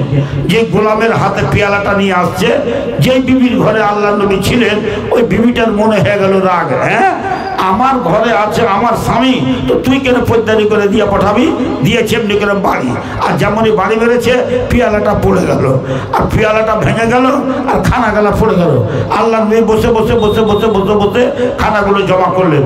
বিচার দেখবেন আল্লাহ নবী, আপনারা আমরা হলে কি করতাম? 2 খান লাদনা মাথায় ঝেড়ে দিয়ে মাথাটা ফাটিয়ে দিতাম। সোজা বুদ্ধি। এত বড় অন্যায় কেন করবি রে? এত বড় অন্যায় কেন করবি? 2 লাদনা দিয়ে 2 টাকা ফাটিয়ে দিতাম। আল্লাহ নবীর বিচার দেখবেন, আল্লাহ নবী কি করলেন? নিজেই পেয়ালাটাকে জোর দিয়ে দিলেন, একবারে তার দিয়ে বেঁধে দিলেন। তার দিয়ে বেঁধে দেওয়ার পরে আল্লাহ নবী ওই পেয়ালাটা, ভাঙা পেয়ালাটাকে, ওটাকে করলেন কি, ওই স্ত্রীকে বললেন, যে স্ত্রী ভেঙেছে, ও যে ভাঙা পেয়ালাটা তুই ছুঁয়ে দে। আর সাইহা মানে যে তোর ঘরে যেটা ভালো পেয়ালা আছে, ওই পেয়ালাটা তুই দিয়ে পাঠিয়ে দে। দেখলেন বিচার? আল্লাহ নবীর বাড়িতে এরকম হয়ে থাকতে পারে। তা আল্লাহ নবী বলছেন আর দুনিয়া কুল্লুহা মাতাউন ও খাইরু মাতাই দুনিয়া আল মারাতু সালেহা। আর একটা কথা শুনেলেন, এই কথাটা আর একটা কথা শুনে নেন, তবে কম বলতে পারবেন, অসুবিধা হবে না। আল্লাহ নবী বলছেন শুনো, মা তারাক্তু বাদি ফিতনাতান আজাররা আলা রিজাল মিনান নিসা, আমি আমার মরার পরে পুরুষ লোকের উপরে একবারে নারী জাতি থেকে বেশি ক্ষতিকারক জিনিস আমি কিছু ছেড়ে গেলাম না। তবে মা বোন, তোমাদেরকে বলছি, তোমরা যদি সৎ চরিত্রের হও, তোমরা যদি ভালো চরিত্রের হও, তোমরা যদি জ্ঞানীগুণী হও, তবে তোমাদের বাড়িতে শান্তি থাকবে। তুমি যদি বাড়িতে শান্তি করে নিতে পারো, তুমি যদি বাড়িতে মিল মহব্বত হয়ে চলো, হিংসা বিবাদ দূরে করো, তোমার বাড়িতে যদি তুমি সকাল সন্ধ্যা কোরআন তেলাওয়াত করো, তোমার দুনিয়াও সুখী, আখিরাতও সুখী। আচ্ছা ভাইজান, একটা কথা বলেন তো দেখি, মরেছে যারা তারা কবরে আছে, মরেছে যারা কবরে আছে, কবরে আযাব হচ্ছে কি আযাব হয় না জানে তারা, যারা কবরে আছে, আমরা তো জানি না। কিন্তু আপনারা কোনোদিন ভয় লেগেছে মা বোন শুনো, যে মরতে গেলে আমাকে তো কবরে যেতে হবে, তো কবরের আযাব থেকে আমি বাঁচবো কিসে? আছে কোনো আমল দেখাতে পারবেন যে কবরের আযাব থেকে বাঁচবেন? এরকম কোনো আমল আছে? শুনে যান আজকে এই মাদ্রাসা জালসায়, আমি আপনারাকে যে বললাম এক্ষুনি, এই মাদ্রাসা জালসায় আলোচনা শুনলে কি লাভ আছে? আপনারা যারা কোরআন পড়তে জানেন না তারাকে বলছি কোরআন পড়তে শিখেন, 1 নম্বর। 2 নম্বর, যারা কোরআন পড়তে জানেন প্রত্যেক দিন আপনারা সূরা মুলক, আলহামদুলিল্লাহ প্রত্যেক দিন সূরা মুলক, তাবারাকাল্লাযী বিয়াদিহিল মুলকু ওয়া হুয়া আলা কুল্লি শাইইন কাদির, আমার মায়েরা প্রত্যেক দিন এই সূরাটা পাঠ করবে। এই সূরাটার নাম বলা হয়েছে হিয়াল মানিয়াতু মিন আযাবিল কবরে, কবরের আযাব থেকে বাঁচাবে। কাজে কাজে এই সূরাটা মুখস্থ করবে আর এই সূরাটা প্রত্যেক দিন পাঠ করবে। সোনামণি মায়েরা, কথাটা ভালো করে শুনো, যারা কবরের আযাব থেকে মুক্তি পেতে চাও তারা এই দোয়াটা অবশ্যই, এই সূরাটা অবশ্যই পাঠ করবে। এবার শুনো, তোমাদেরকে বলছি, তোমাদের বাড়ির ভিতরে যদি মিল মহব্বত থাকে, একটা কথা আছে, আপনারে বড় বলে বড় সেই নয়, লোকে যারে বড় বলে বড় সেই হয়। স্বামী স্ত্রী দুইজনে অমিল হয়েছে, উত্তমকে ভালোকে, স্বামী বলছে আমি ভালো, আমি আগে জান্নাত যাব, আর বিবি বলছে আমি ভালো, আমি আগে জান্নাত যাব। না, সব থেকে ভালোকে তো বলছে শুনো, সব থেকে ভালো যারা দুইজনের মধ্যে প্রথমে সালাম দিবে। স্বামী স্ত্রী আছে, স্ত্রী স্বামীকে এসে বলছে আসসালামু আলাইকুম, আপনি মনটা ভারী করে আছেন কেন? আপনার মনে দুঃখ কেন? আপনি মনটা ভারী করে কেন আছেন? এই কথা বলে কি করছে, স্বামীকে খুশি করে দিল। কিংবা স্বামী স্ত্রীকে বলছে আসসালামু আলাইকুম, তুমি দুঃখ করে আছো কেন? স্বামী স্ত্রীকে যে বলছে আসসালামু আলাইকুম, স্ত্রীকে সালাম দিচ্ছে নিজে ছোট হয়ে, দিয়ে ওখানে দুজনে মীমাংসা করে নিল। এইরকম ধরনের যদি মিল মহব্বত থাকে তার একটা দাম আছে, ওই পরিবেশে, ওই সমাজে, ওই বাড়ির একটা বরকত আছে। ছোট্ট করে একটা বুখারী শরীফের হাদিস বলি, তবে আপনারা বুঝতে পারবেন। দুনিয়ার বুকে যতগুলো বড় বড় মানুষ আছে তার মধ্যে বড় মানুষ ছিলেন কে জানেন? হযরত আবু বকর সিদ্দিক, এবং তার সাথে সাথে ছিলেন কে? হযরত আবু বকর সিদ্দিক, এবং তারপরে ছিল হযরত উমর ফারুক। একটা বুখারী শরীফের হাদিস শুনেন, হযরত আবু বকর সিদ্দিক আর উমরের মধ্যে ঝগড়া হয়ে গেছে, এটা কথাতে কথা কাটাকাটি হয়ে গেছে। তো হযরত আবু বকর একটা বড় কথা বলে দিয়েছেন, কাকে? উমরকে। উমর তখন রাগ করে হেঁটে চলে যাচ্ছে। আবু বকর তখন বুঝতে পেরেছে, আরে আমি তো ভুল করে দিলাম। দেখেন, নিজের ভুল যে নিজে ধরতে পারবে। দেখেন, একটা বাড়িতে দুটো মেয়ে আছে, আমি কিসের জন্য ঝগড়াটা লাগলো, আমি যদি নিজে বুঝতে পারি এটা আমার ভুলের কারণে বাড়িতে ঝগড়াটা লাগলো, তবে সে নিজেকে সতর্ক হয়ে যাবে। এবার আবু বকর নিজেই বুঝতে পারছেন আমি তো ভুল করে দিয়েছি। আবু বকর কি করছেন? উমরের কাছে ছোট হয়ে পিছনে পিছনে হাঁটছেন আর বলছেন, ইয়া উমর, ইয়া উমর, এ উমর, তুমি আমাকে ক্ষমা করো, উমর তুমি ক্ষমা করো। উমর কিন্তু ক্ষমা করলো না। হাঁটতে হাঁটতে যে একবারে বাড়ি পৌঁছে গেল। বাড়ি যাওয়ার পরে ঘরে প্রবেশ করলো আর দরজাটাকে বন্ধ করে দিল, ভিতর দিক থেকে শিকলি লাগিয়ে দিল। ভিতরের দিক থেকে হুলকা লাগিয়ে দিল। আবু বকর সিদ্দিক যখন দেখলেন যে বাড়িতে ঢুকে গেল, আমাকে ক্ষমা দিলে না, আফসোস করে আবু বকর সিদ্দিক চলে আসছেন। আর যেমনই চলে আসছেন, উমার তখন বলছে, হায় রে হায় রে হায় রে, আমি কত বড় হতভাগা, যে বেচারা আমার কাছে মাফ চাচ্ছে, ক্ষমা চাচ্ছে, আর আমি ক্ষমা দিলাম না, আমি তো ভুল করেছি। সাথে সাথে দরজা খুলে দিলেন। তা আবু বকরের পিছনে পিছনে হাঁটছেন, বলছে, ইয়া আবু বকর, ইয়া আবু বকর, ইয়া আবু বকর, ভাই তুমি আমাকে ক্ষমা করো, ভাই তুমি আমাকে ক্ষমা করো। আল্লাহ নবীর কাছে দেখলেন মিলটা, দেখলেন দুইজনের মধ্যে কতখানি মিলটা দেখলেন। এবার একটা বুখারী শরীফের হাদিস বলি, এই হাদিসটা শুনলে আপনারা বুঝতে পারবেন মিল থাকতে গেলে মিলটাতে কত শান্তি আছে। মনের মধ্যে কোনো গড়গড়া রাখতে হবে না, পরিষ্কার করে নিতে হবে। সেই সম্পর্কে বুখারী শরীফের হাদিস শুনেন। হযরত উমর যার কথা বললাম, তার একটা বেটি ছিল, ওর বেটির নাম হলো হাফসা। এই হাফসার বিয়ে হয়েছিল একজন সাহাবীর সাথে, উনি বদরি সাহাবী, উনার নাম হলো খুনাইস বিন হুযাফা সাহাবী। ভালো করে শুনেন, আল্লাহর কি হুকুম, আল্লাহর নবী উমরের জামাই খুনাইস বিন হুযাফা সাহাবী মারা গেল। তখন হাফসা বিধবা হয়ে গেল। হাফসা বিধবা হয়ে গেল। এইবার আপনার বেটির জামাই যদি মারা যায়, আপনার বেটির স্বামী যদি মারা যায়, আপনাকে ভালো লাগবে? আপনাকে কোনোদিন ভালো লাগবে? তখন আপনার মাথায় চিন্তা হবে, আমি বেটিটাকে আবার কার জাকাতে বিয়ে দিব। একটা মানুষ একটা আছুত মনে করে, একটা বেটি যদি স্বামী মারা যায়, ওর বিয়ে দেওয়া যাবে না। একটা লোককে যদি স্ত্রী মারা যায়, তো ওর বিয়ে দেওয়া যাবে না। একটা স্ত্রী আছে, আর একটা স্ত্রী বিয়ে করে, তো না জানি কত বড় অন্যায় করলে না। এইবারে আল্লাহ হযরত উমর মনে মনে চিন্তা করছেন, আমার হাফসার আমি কি করব। চিন্তা করতে করতে করলেন কি, উনি আবু বকর আর উসমানের কাছে গেলেন। আবু বকরকে বলছেন, আবু বকর, আমার হাফসার বিয়েটা আমি তোমার সাথে দেব। দেখেন, বাপ হয়ে নিজের বেটির কথা বলছে। আমাদের সমাজে বেটা আলা বউ ঢুকবে 100টা, কোনো আইব নয়, কিন্তু বেটি আলা যদি কোনো জায়গাতে বলে যে আমি এটাকে বউ করব না বেটা জামাই করব, এটা বলো আইবের কথা হলো, যে বেটিকে কি কইছে যে আমি জামাই করব না। শরীয়তে কিরকম কথা দেখেন, ওমর ফারুক রাদিয়াল্লাহু তাআলা আনহু মুসলিম জানের দ্বিতীয় খলিফা, তিনি নিজে বলছেন কাকে, আবু বকরকে আর উসমানকে একে একে বলছেন, আমি আমার হাফসাকে তোমার সাথে বিয়ে দিতে চাচ্ছি। বাস। তো উসমান বলছে যে ঠিক আছে, আমি একটু চিন্তা ভাবনা করে দেখি। চিন্তা ভাবনা করে দেখলেন, দেখে বললেন যে না, আমার বিয়ে করা হবে না। আপনি যদি কাউকে বলেন তোমাকে আমি জামাই করব, আর যদি ও বলে যে আমি জামাই হব না, তারপর মিজাজটা কেমন করবে বুঝলেন। আমার একটা বেটি ছিল, তো কতজনা বলে মৌলানা, আরে একটা ছেলে নিজে এসে বলছে আমি জামাই হব। কথা বুঝতে পারলেন? ছেলেও এসে বলছে, ফোন করছে, লোক পাঠাচ্ছে, নিজে আসছে, আমি জামাই হব। কিন্তু আমার মনটা ভিজে না, আমার মনটা ভিজছে একটা ছেলের উপরে। তো জীবনে বলিনি কোনো জায়গায়, বলেই দিলাম আমি, বাবা তুমি একটা নেক ছেলে, আর আমারই ছাত্র, তোমাকে তোমার ব্যবহার চরিত্রটা আমাকে ভালো লাগছে, তো তোমাকে আমি জামাই করবো। তো ছেলেটা কোনো উত্তর দিল না, কোনো কথাই বললো না, করবো কি করবো না কিছুই বললো না। যাক, পরবর্তীতে অন্য জায়গায় বিয়ে হয়েছে, আমার মেয়েরও বিয়ে হয়েছে। কিন্তু ছেলেটাকে যখন দেখি, মনের মধ্যে একটা দুঃখ জেগে যায় যে তোমাকে আমি নিজে ছোট হয়ে বললাম, তো তুমি আমার প্রস্তাবটা পাইলে না। তা অবাক ওমর ফারুক রাদিয়াল্লাহু তাআলা আনহু যখন উসমানকে বললেন, উসমান যখন বললেন আমার বিয়ে করা হবে না, তখন হযরত উমরের মনে একটু দুঃখ হবেই হবে, থাকলো। তারপরে আবু বকর সিদ্দিক বলছেন, তোমার কি মতামত, তোমার সাথে বিয়ে দিব। তা আবু বকর কোনো উত্তরই করলেন না। আরে উসমান তো বললেন যে আমি বিয়ে করব না, ভাবে চিন্তা দেখিয়ে দিয়ে বললেন, আর আবু বকর কোনো উত্তরই করলেন না।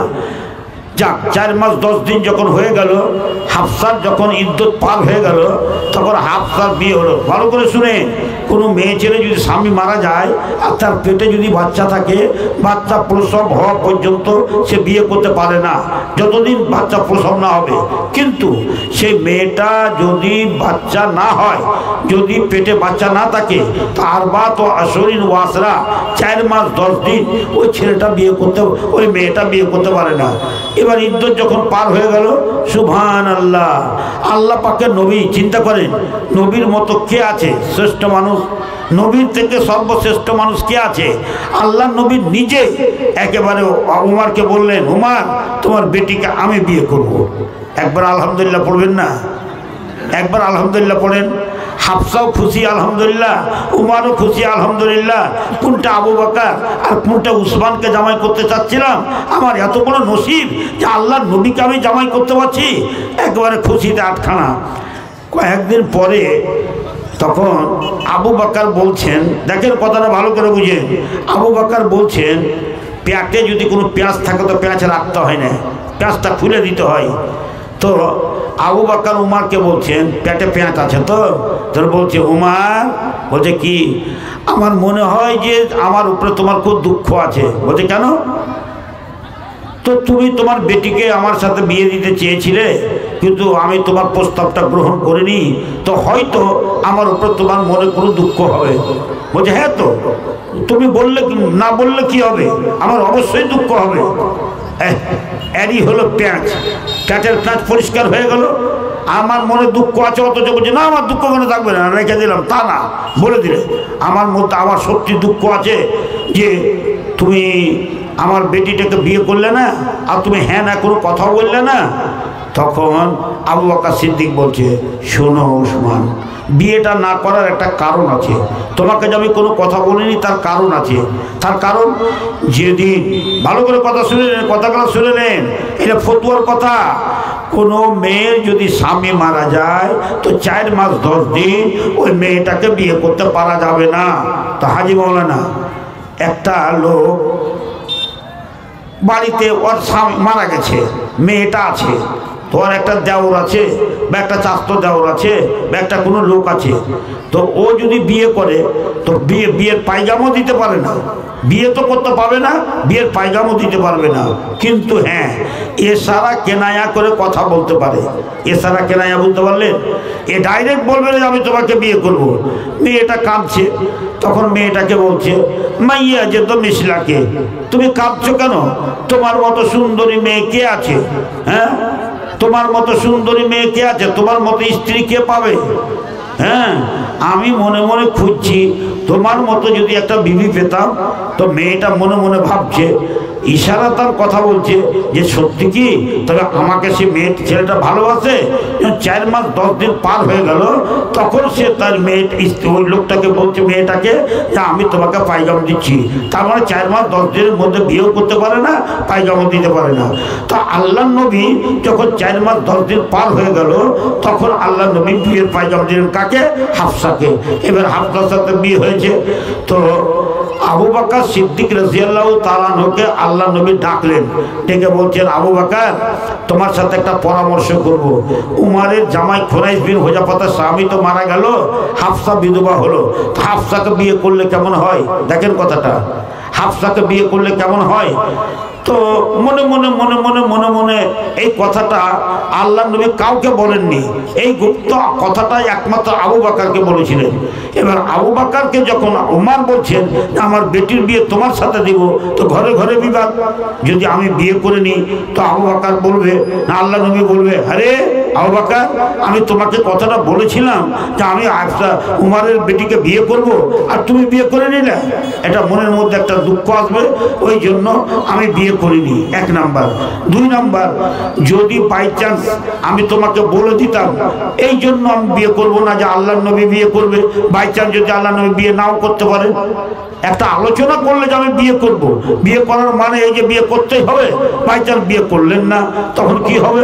এই জন্য আমি আল্লাহ নবীর সির অর্থাৎ গোপন তত্ত্ব ফাঁস করব না, এই জন্য আমি আপনাকে বলিনি। তবে একটা কথা, লাউ তারাকা রাসূলুল্লাহ সাল্লাল্লাহু আলাইহি ওয়াসাল্লাম লাউ তারাকাহা লা কাবিলতুহা, যদি আল্লাহ নবী হাফসাকে বিয়ে না করতেন তবে আমি তোমার বেটিকে বিয়ে করে নিতাম। দেখেন, মন উমারেরও শান্তি হয়ে গেল আর আবু বকরেরও শান্তি হয়ে গেল। বললাম বেটা, দুইজনের মনে যত ব্যাড় ছিল সব ব্যাড় কেটে গেল। ওই জন্য ব্যাড় বেশি রাখতে হয় না, ব্যাড় পরিষ্কার করে রাখতে হয়। আমার মায়েরা বোনেরা, এবার তোমাদের সম্পর্কে আমি যে 2-4টা কথা বলবো, সে কথা কটা শোনো। মানুষ দুনিয়াতে যে এসেছে সে মরবে, এ কথাটা আমরা খুব ভালো করে জানি। একটা মেয়ে, তুমি একজন মহিলা, একজন মহিলার মাদ্রাসায় জালসা শুনতে এসেছো, তুমি একটা মেয়েকে দেখলে, এতক্ষণ পর্যন্ত বললাম একটা মেয়েকে মহিলা মাদ্রাসায় লেখাপড়া করতে দিলে 1 নম্বর মাথার চুলের হেফাজত, পেটের হেফাজত, পিঠের হেফাজত, নামাজের হেফাজত, এবং সেই মেয়েটার দুনিয়াতে যা আছে দুনিয়ার হেফাজত এবং আখিরাতের হেফাজত থাকবে। কারণ সে তো মরবে, সে মরবে, আর মরতে গেলেই তাকে জান্নাত বা জাহান্নাম যেতে হবে। তো যে মেয়েটা কোরআন পড়েছে তার কি মর্যাদা যে পড়েনি তার সমান? কোনোদিন নয়, এক সমান কোনোদিন হতে পারে না। অতএব মা বোন আমার, তোমাদেরকে আমি কথা বলছি, আল্লাহ নবী, কথাটা ভালো করে শোনো, আল্লাহ নবী, এক্ষুনি বললাম যে আল্লাহ নবী যতগুলো বিয়ে করেছিলেন প্রত্যেকটা বিবি হলো সাইয়েবা। সাইয়েবা মানে বিবাহিতা মেয়ে। একমাত্র আয়েশা রাদিয়াল্লাহু তাআলা আনহাকে আল্লাহ নবী বিয়ে করেছিলেন, এই আয়েশাই হলো অবিবাহিতা মেয়ে। বাকি যত বিয়ে করেছিলেন সবাই বিবাহিতা মেয়ে। তো কথাটা ভালো করে শুনেন, আল্লাহ নবী বিবিদের কাছে যেতেন কেমন করে? কেমন করে যেতেন? মানে 9টা বিবির মধ্যে ভাগ করা আছে, নির্দিষ্ট করে করে যেতেন। একটা বিবি তার নিজের ভাগটা আয়েশাকে দিয়েছিলেন। এইবার আল্লাহ নবীর 9 দিন পরে আয়েশার কাছে আসছেন, বুখারী শরীফের হাদিস কিন্তু এটা। আল্লাহ নবীর 9 দিন পরে আয়েশার কাছে আসছেন। এবার আয়েশা একটা যুবতী মেয়ে, চিন্তা করেন যে 16-17 বছরের যুবতী মেয়ে, সে স্বামীর প্রতি কতক্ষণ আগ্রহী হতে পারে? একেবারে আগ্রহী হয়ে বসে আছে যে আজকে আমার পারি, আজকে আমার পালি, আজকে আমার বাড়ি, আজকে আমার ঘরে আল্লাহ নবী আসবেন, আল্লাহ নবীর বুকে স্থান নিয়ে আজকে আরাম করব, এটাই মনে খেয়াল। এইবার আল্লাহর কি হুকুম দেখেন, আল্লাহ নবী যেমনই ঘরে গেছেন, সুবহানাল্লাহ, আল্লাহ নবী আয়েশার দিকে দেখছেন, আয়েশা আল্লাহ নবীর দিকে দেখছেন। আয়েশা মনে মনে ভাবছেন 9 দিন পরে আমার স্বামী এসেছে ঘরে, আমি যাব নবীর কোলে, নবীর আদরই হব আজকে, এটাই মনে মনে ভাবছেন। নবী তখন আয়েশাকে বলছেন, আয়েশা, আল্লাহ নবী বলছেন আয়েশা, তখন বলছে আয়েশা কি ব্যাপার বলেন? তো বলছে যে আজকে তোমার কাছে একটু ক্ষমা চাচ্ছি। কি ক্ষমা? তুমি আজকে রাত্রে আমাকে ছেড়ে দাও। কেন? আজকে রাত্রে আমি অন্য বিবির কাছে যাব তোমাকে ছেড়ে দিয়ে, এটা নয়, আমি এই জন্য তোমার কাছে ক্ষমা চাচ্ছি যে আজকে রাত আমি জি ভরে প্রাণ ভরে আল্লাহর ইবাদত করব, আল্লাহর ইবাদত করব, এই জন্যই আমি তোমার কাছে আজকের মতো আমি দরখাস্ত করছি, আজকে রাত্রে যদিও তোমার বাড়ি আছে তুমি আমাকে ছেড়ে দাও। কেমন মতামত তোমার? দেখেন কথাটা ভালো করে বুঝেন, যে স্ত্রী যেটা বাড়ি থাকে তার কাছে নিতে হয় শরীয়ত কেমন। যেমন একটা কথা বলি আপনারাকে, স্বামী যদি বাড়িতে থাকে তবে কোনো মেয়ে ছেলে নফল রোজা করতে পারে না, ফরজ রোজা করবে কিন্তু নফল রোজা করতে পারে না। স্বামী বাড়িতে আছে, স্বামীর অনুমতি নিতে হবে। ওই রকম আপনার যে বাড়ি, আপনি যে 2 স্ত্রীর কাছে আছেন, তা আল্লাহ নবীর কেমন চরিত্র যে আল্লাহ নবী আয়েশাকে বলছেন যে আয়েশা, তুমি আমাকে একটা রাত্রি ছাড় দাও, তোমার রাত্রিতে আমি তোমার কাছে যাব না। কেন? আজকে রাত্রে কি করব? অন্য বিবির কাছে যাব না, আজকে রাত্রে আমি প্রাণ ভরে আল্লাহর ইবাদত করব। আয়েশা কি উত্তর দিচ্ছে জানেন? আজকালকার আমাদের বিবি হতে গেলে কি বলতো, এতদিন 9টা বিবির কাছে থাকলে তখন মাপ নিতে পারলে না, আর আমার কাছে মাপ নিছ, ওরা হলো বিবাহিতা আমি হলো অবিবাহিতা। না, আয়েশা বলছেন হুজুর আপনাকে বলছি ইয়া রাসূলুল্লাহ, আনা উহিব্বু মা যা তুহিব্বু, আপনি যেটা ভালোবাসেন আমি সেটা ভালোবাসি, করেন যেটা ভালো লাগে।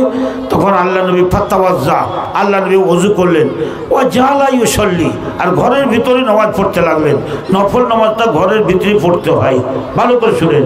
নামাজ পড়তে লাগলেন, নামাজ পড়ছেন তো কেমন করে? আমাদের মতো নামাজ পড়ছেন, সিজদাতে যাচ্ছেন তো কেঁদে চলে যাচ্ছেন। আর তাহিয়াতুর পরে দুরূদ শরীফ পড়ে আল্লাহুম্মা ইন্নী জালামতু নাফসি জুলমান কাসীরা জুলমান কাসীরা ওয়ালা ইয়াগফিরুয যুনুবা ইল্লা আনতা, এই দোয়াগুলোর মানে জানলে আপনার চোখ দিয়ে পানি পড়বে। হায় আল্লাহ, আমরা কেমন করে করছি? যেই লোকগুলো কবরে চলে গেছে, আল্লাহুম্মা ইন্নী আউযু বিকা মিন আযাবি জাহান্নাম, আউযু বিকা মিন আযাবিল কবরে, আউযু বিকা মিন ফিতনাতিল মাসিহ দাজ্জাল, আউযু বিকা মিন ফিতনাতিল মাহিয়া ফিতনাতিল মামাত, আল্লাহুম্মা ইন্নী আউযু বিকা মিনাল মাসামি ওয়াল মাগরাম। আপনার চোখ দিয়ে পানি পড়বে, করবে আর আপনি আল্লাহর কাছে দোয়া করবেন। তো আমাদের তো সেই রকম ইমানি স্পিরিট নেই, আল্লাহর ভয় নেই। আল্লাহর নবী যারা আগের পিছের গোনা ভাব, সেই নবী কাঁদছেন, কাঁদতে কাঁদতে কাঁদতে কাঁদতে চোখের পানিতে কাপড় ভিজে যাচ্ছে। আয়েশা দেখে অধৈর্য হয়ে গেছেন, যে আল্লাহ নবীকে বলছেন, হুজুর আপনার তো আগের পিছের গোনা মাপ, আপনি এত কাঁদছেন কেন? আল্লাহ নবী কেঁদেই যাচ্ছেন। কাঁদতে কাঁদতে একবারে ফজর হয়ে গেল। তো বেলাল রাদিয়াল্লাহু তাআলা আনহু এবার চলে আসলেন ঘরের ভিতরে, এসে দেখছেন যে সিসকি ছেড়ে ছেড়ে আল্লাহ নবী কাঁদছেন। আহারে, সিসকি ছেড়ে ছেড়ে কাঁদছেন আল্লাহ নবী। তখন আল্লাহ নবী বলছেন, বেলাল বলছেন, ইয়া রাসূলুল্লাহ, বলছে কি, লিমাযা তাবকি আনতা, কেন আজকে রাতে এত কাঁদছেন কেন? বেলাল তখন, আল্লাহ নবী তখন বলছেন, বেলাল আজকে এমন কয়েকটা আয়াত নাযিল হয়েছে যার জন্য আমি কাঁদছি। সে আয়াত কটার প্রতি যারা চিন্তা ভাবনা করবে না তার জীবন বেকার। এত বড় কথা, কি আয়াতটি বলেন তো? তখন আল্লাহ নবী বলছেন, ইন্না ফি খালকিস সামাওয়াতি ওয়াল আরদি ওয়াখতিলাফিল লাইলি ওয়ান নাহারি লাআয়াতিল লিউলিল আলবাব আল্লাযীনা ইয়াযকুরুনাল্লাহা কিয়ামান ওয়া qu'udan ওয়া আলা জুনুবিহিম ওয়া ইয়াতাফাক্কারুনা ফি খালকিস সামাওয়াতি ওয়াল আরদি রব্বানা মা খালাকতা হাযা বাতিলান সুবহানাকা ফাকিনা আযাবান নার। তর্জমা করলে অনেক সময় লাগবে, কাজে কাজে কথাটা ভালো করে শুনবেন। সূরা আল ইমরানের 190 191 আয়াত, এটা মুখস্থ করে নেবেন। আয়াতটা তর্জমা দেখে নেবেন বাংলা অনুবাদে, যে আকাশ আর জমিনকে আল্লাহ কি সুন্দর করে সৃষ্টি করেছে। হ্যাঁ, দিনের পরে রাত, রাতের পরে দিন, কি সুন্দর করে সৃষ্টি করেছে দেখছেন।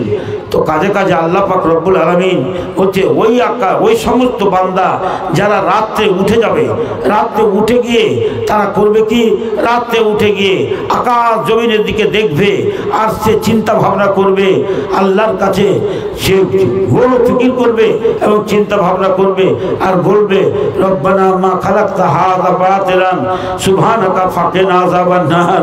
আল্লাহ তুমি আমাদেরকে জাহান্নামের আগুন থেকে বাঁচাও। সোনামণি মায়েরা, আমি তোমাদেরকে বেশি কষ্ট দেব না, খুব ঠান্ডা।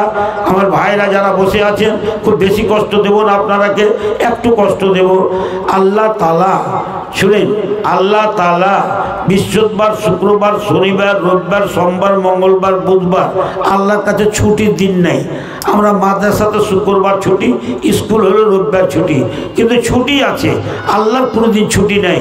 প্রত্যেক দিন আল্লাহ একেবারে সকালে সকালে রাত্রি যখন 3 ভাগে 2 ভাগ চলে যায়, 1 ভাগ বাকি থাকে, তখন আল্লাহ প্রথম আকাশে চলে আসে। আমি এই যে গ্রামটার নাম কি রে বেটা? হলদিবাড়ি। এই হলদিবাড়ির মাটিতে যে সমস্ত মা বোনেরা আমার আছে, তোমাদেরকে একটা কথা বলে যাচ্ছি। কয়েকটা কথা বলবো, তার মধ্যে একটা কথা ভালো করে শোনো। এই সময়টা কেমন সময়? রাত্রিটা যখন 3 ভাগের 2 ভাগ চলে যাবে, 1 ভাগ বাকি থাকবে, তুমি উঠে যাও, মিসওয়াক করে ওযু করো। ওযু করার পরে তারপর তুমি আল্লাহর কাছে 2 রাকাত নামাজ পড়ে বা 8 রাকাত নামাজ পড়ে তুমি আল্লাহর কাছে যা চাইবে তুমি তাই পাবে। কি চাও তুমি আল্লাহর কাছে? আল্লাহর কাছে তুমি কি চাও? তুমি আল্লাহর কাছে যা চাইবে। তুমি জীবনে কোনো গুনাহ করেছো, ক্ষমা চাও। তোমার মা বাবার জন্য তুমি দোয়া করো, তোমার স্বামীর জন্য দোয়া করো, তোমার স্ত্রীর জন্য দোয়া করো। এক একজনের দোয়া এক এক রকম। তোমার ভাইয়ের জন্য দোয়া করো, তোমার বোনের জন্য দোয়া করো। তুমি একটা একটা করে আল্লাহর কাছে সে সময় দোয়া করো। তোমার জীবনে যদি তুমি কোনো গুনাহ করে থাকো, তার জন্য তুমি আল্লাহর কাছে ক্ষমা চাও। তোমার যদি ছেলে, মেয়ে, স্ত্রী, তোমার বাপ মা কেউ যদি অসুখ থাকে, তার জন্য দোয়া করো। ওই সময় আল্লাহর কাছে তুমি যা চাইবে তুমি তাই পাবে। আর মা আমার, ছোট্ট থেকে তোমাদেরকে বলছি একটা কথা, আল্লাহ তোমার পেট থেকে যে কি তৈরি করবে তা আল্লাহ জানে। কেন? দুনিয়াতে যত নবী হয়েছে পুরুষ লোকের পেট থেকে হয়নি, ওই মেয়েদের পেট থেকে নবী হয়েছে। যত রসুল হয়েছে নবীদের পেট থেকে, সোহাদা হয়েছে ওই নবীদের পেট থেকে, বড় বড় আলেম যারা তৈরি হয়েছে ওই নবীদের পেট থেকে। একটা কথা ভালো করে মনে নেবেন, অহংকারী যারা দুনিয়ার বুকে, এত অহংকারী যারা নিজেকে কিছুই ভাবে না, কিন্তু ওই অহংকারী ব্যক্তি আর আপনার মধ্যে কোনো পার্থক্য নেই। আল্লাহর কাছে সম্মানিত কে? ইন্না আকরামাকুম ইনদাল্লাহি আতকাকুম, তোমাদের মধ্যে সবথেকে সম্মানিত।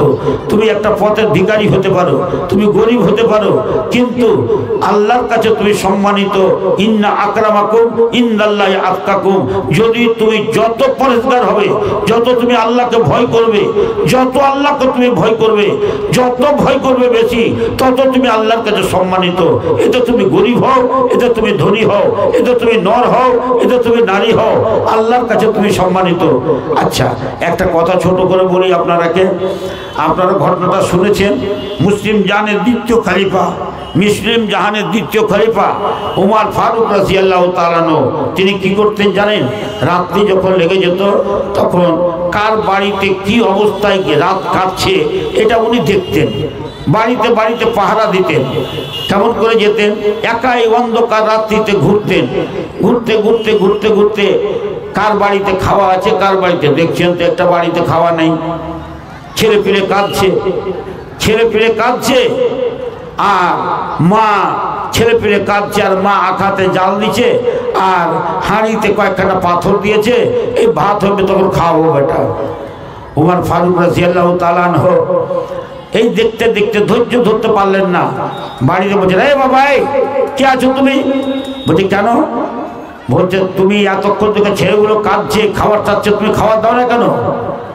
বলছে, তুমি কে? বলছে, কেন? তুমি পথের প্রতীক, তুমি চলে যাও, তোমার এখানে কষ্ট করতে হবে না। দেশের খলিফা হলো উমর, উমরকে যে জিজ্ঞেস করোগা, আমার বাড়িতে কয়দিন থেকে খাবার নেই, এই ছেলেগুলোর বাপ নেই, আমি কি খাওয়াবো? তার জন্য আমি ছেলেপুলেগুলোকে আমি ফাঁকি দিয়ে এদেরকে ঘুম দিব, তার চেষ্টা করছি। উমর চিন্তা করলেন, হায় আল্লাহ, আমি কি করেছি, আমি কি করেছি, কত বড় অন্যায় করেছি। সাথে সাথে উমর দৌড়তে দৌড়তে গিয়ে বস্তার আটা মাথায় নিচ্ছেন। চাকর এসে বলছে, হুজুর, আমিরুল মুমিনিন, আটার বস্তাটা আমাকে দেন না হুজুর, আমি নিয়ে যাই, আমি তো আপনার চাকর। বলছে, আজকে তুমি আমার বোঝাটা নিবে আমার মাথা থেকে, আজকে তুমি আমার মাথার বোঝা হালকা করবে, কাল কিয়ামতের দিন আমার মাথার বোঝা কে হালকা করবে? যাও, নিজে একজন আমিরুল মুমিনিন হয়ে আটার বস্তা মাথায় নিয়ে ওই গরিবের বাড়িতে এসে দিয়ে বলছে, যাও বাবা যাও, এই ইউটিউবার ভাইরা তোমরা একটু মুছে বসে যাও, একটু বসে যাও, বসে যাও, একবার করে বসে যাও তোমরা। আচ্ছা, এবার কথাটা ভালো করে শুনো তোমরা। একবারে ছেলে মেয়ে খুশিতে আটা পেয়ে আর রুটি পাকাইছে। এইরকম গরিবকে যদি আপনি একদিন সাহায্য করতে পারেন, এইরকম গরিবের মুখে যদি হাসি ফুটাইতে পারেন, এইরকম গরিব ছেলেদের মুখে যদি হাসি ফুটাইতে পারেন, তবে আপনার জীবন ধন্য। যাক, সমস্ত ছেলে পেলেকে খাইয়ে দিলেন। এবার হাজরা তোমার কি করলেন? আর একটু বাড়তে বাড়তে আর একটা বাড়ি চলে যাচ্ছেন। ও বাড়িতে গিয়ে যদি দেখছেন তো একটা মেয়ে ছেলে ওর বেটিকে বলছে, ভালো করে শুনেন, ওর বেটিকে বলছে, এই, আর বেটিকে বলছে, এই 2 কিলো দুধ 3 কিলো পানি দিয়ে 5 কিলো কর। তখন বেটি তখন মাকে বলছে, কি বললা তুমি? 2 কিলো দুধে 3 কিলো পানি দিয়ে 5 কিলো করবো? উমর বিন খাত্তাব যদি জানতে পারে, উমর ফারুক যদি জানতে পারে, তবে তোমার কি দশা করবে? দেখলেন দুধে পানি দেওয়া কত বড় ভুল। তখন মেয়েটার মা বলছে, দূর পাগলি কোথাকার, উমরকে কোথায় পাবি তুই? মুসলিম জানের দ্বিতীয় খলিফা উমর, ও তো বিছানায় ঘুমিয়ে আছে, ও বাড়িতে আছে, ও কোথায় তোকে জানতে পারবে? তুই দুধে পানি মিশা। বলছে, শোনো মা, তোমাকে একটা কথা বুঝিয়ে বলি, উমর ফারুককে দেখে আমি ভয় করি না, উমর ফারুককে দেখে আমি ভয় করি না। উমর ফারুক আমাকে দেখতে পাবে না আলাদা কথা, কিন্তু আল্লাহ যে দেখতে পাচ্ছে, সুবহানাল্লাহ, আল্লাহ যে দেখতে পাচ্ছে। মেয়ে লাজবাব হয়ে গেল, কোনো উত্তর নেই, কোনো উত্তর নেই। এত বড় আমার মেয়ের সাহস, যা আল্লাহ দেখতে পাচ্ছে, আমি তো কোনোদিন এতদিন জীবনে কোনোদিন পারওয়া করিনি। আসেন, আল্লাহ দেখতে পাচ্ছে। এই কথাটা শোনার পরে হাজরত উমর তখন ওই বাড়িটাকে চিহ্নিত করে নিলেন, এই রাত্রে এই বাড়িটা দেখলাম, এবার বাড়ি চলে গেলেন। ভালো করে কথাটা শুনেন, খুব কাজ দেবে। সোনামণি মায়েরা তোমরা শুনো, তোমাদের মার পেট থেকে কি জন্মগ্রহণ করে জানো? মাওলানা মতিউর রহমান মাদানী মায়ের পেট থেকে হয়েছে। হ্যাঁ, তারপরে মৌলানা আব্দুল মাতিন সালাফি সাহেব ছিলেন, খুব বড় আলেম, উনিও মাঠ থেকে হয়েছেন, আমরাও আমাকে মাঠ থেকে হয়েছি। দুনিয়ার বুকে যত হয়েছেন মায়ের পেট থেকে হয়েছে। কিন্তু কেমন মা? ইমাম বুখারী রহমাতুল্লাহ আলাইহি হয়েছিলেন, ও মায়ের পেট থেকে হয়েছিলেন। ইমাম মুসলিম, ইমাম আবু দাউদ, ইমাম নাসাই, এরা সব মায়ের পেট থেকে হয়েছে। এরকে পায়ের তেলা লই আমরাকে কেউ যদি সাইকুল হাদিস বলে তো লজ্জা লাগে, শরম লাগে। আজকে একটা জালসার ডেট হলো, তো বলছে আপনার নিচে ইটা কি লিখবো, সাইকুল হাদিস? আমি না না না না, ওগুলা লিখতে হবে না, আমরা সাইকুল হাদিসের সল হই, সিল লই। আমরা কি সাইকুল হাদিস লিখবেন? না না, লিখে দেবেন মোজাম্মেল মাদ্রাসা কাতনামারি মালদা, অত কিছু লিখতে হবে না। শরীরটা থরথর করে কাঁপে কেউ যদি সাইকুল হাদিস বলে। সাইকুল হাদিস কাকে বলে? হ্যাঁ, তো সুবহান আল্লাহ, কি বলবো আপনারাকে। হযরত তোমার এ কথাটা শুনে নিলেন, আর দেখেন ওই মেয়েটা কোন মেয়ে, তার পেটের ভিতরে কোন বাচ্চা জন্মেছে দেখেন। এবার হযরত তোমার বাড়ি গেলেন, ফজরের নামাজ পড়ে বেটাটাকে ডাকলেন, ডেকে বলছেন, বেটা আমি তোমাদের একটা বেটার বিয়ে দিব, আমি বউ দেখে এসেছি, আমার পছন্দে কে বউ করবে এমন আমি একটা বউ রেখেছি।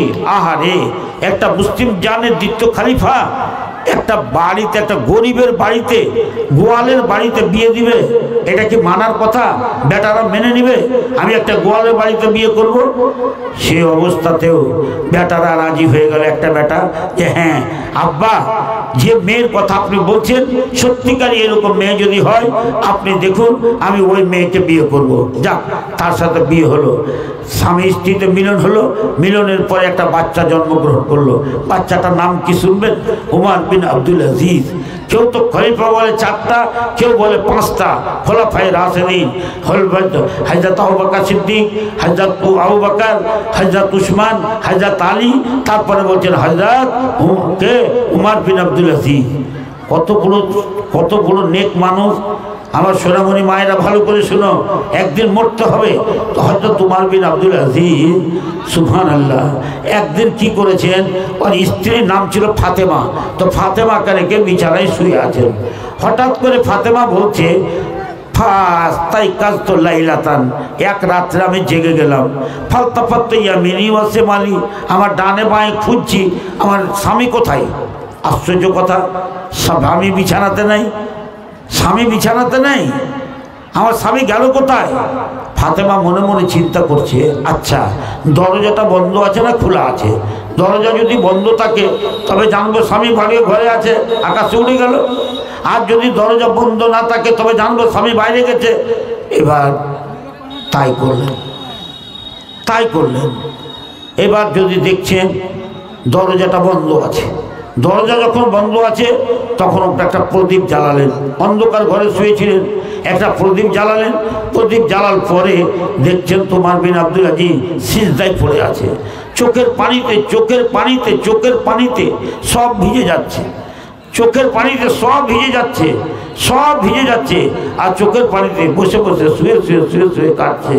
বললেন, একটা আমার ছাত্র ছিল, তো ছাত্রটাকে আমি খুব ভালোবাসতাম। তো ছাত্রটাকে একদিন দেখছি, আমি মসজিদের বারান্দায় আমার কামরা, তো একদিন আমি পেশাব পায়খানা করার জন্য রাত্রে উঠেছি, দেখছি তো মসজিদের ভিতর থেকে হুঁকড়ে কাঁদছে, আওয়াজ আসছে। আমি কে কাঁদছে রে? আমি লক করে ডরিয়ে গেছি, মসজিদে যাবো কেমন করে। এবার যদি বেটা মসজিদে ঢুকছি তো দেখছি তো সুবহানাল্লাহ সিজদাতে পড়ে কাঁদছে। আমার দেখা কথা বলছি, এইরকম ধরনের কাঁদছে, আল্লাহর ভয় কতখানি। তো উমর বিন আব্দুল আজিজ রহমাতুল্লাহ আলাইহিকে দেখছেন যে উনি শুয়ে কাঁদছেন, বসে কাঁদছেন। ফাতেমা তখন বক্রের সাথে জড়িয়ে ধরে বলছেন, স্বামী কি অপরাধ করেছি, আপনি কাঁদছেন কেন? আপনি কাঁদছেন? এত দুঃখ কিসের? কি অপরাধ করেছি? উমর বিন আব্দুল আজিজ বলছেন, শুনলে ফাতেমা, তোর জন্য কাঁদি না।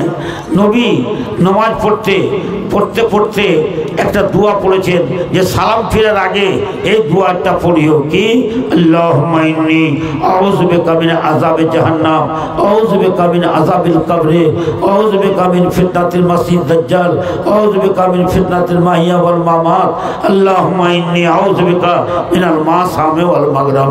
ভাইজান, আপনাদেরকে অনুরোধ করছি দয়া করে এই দোয়াটা মুখস্থ করবেন। আর একটা কথা, আর একটা কথা, মরতে হবে।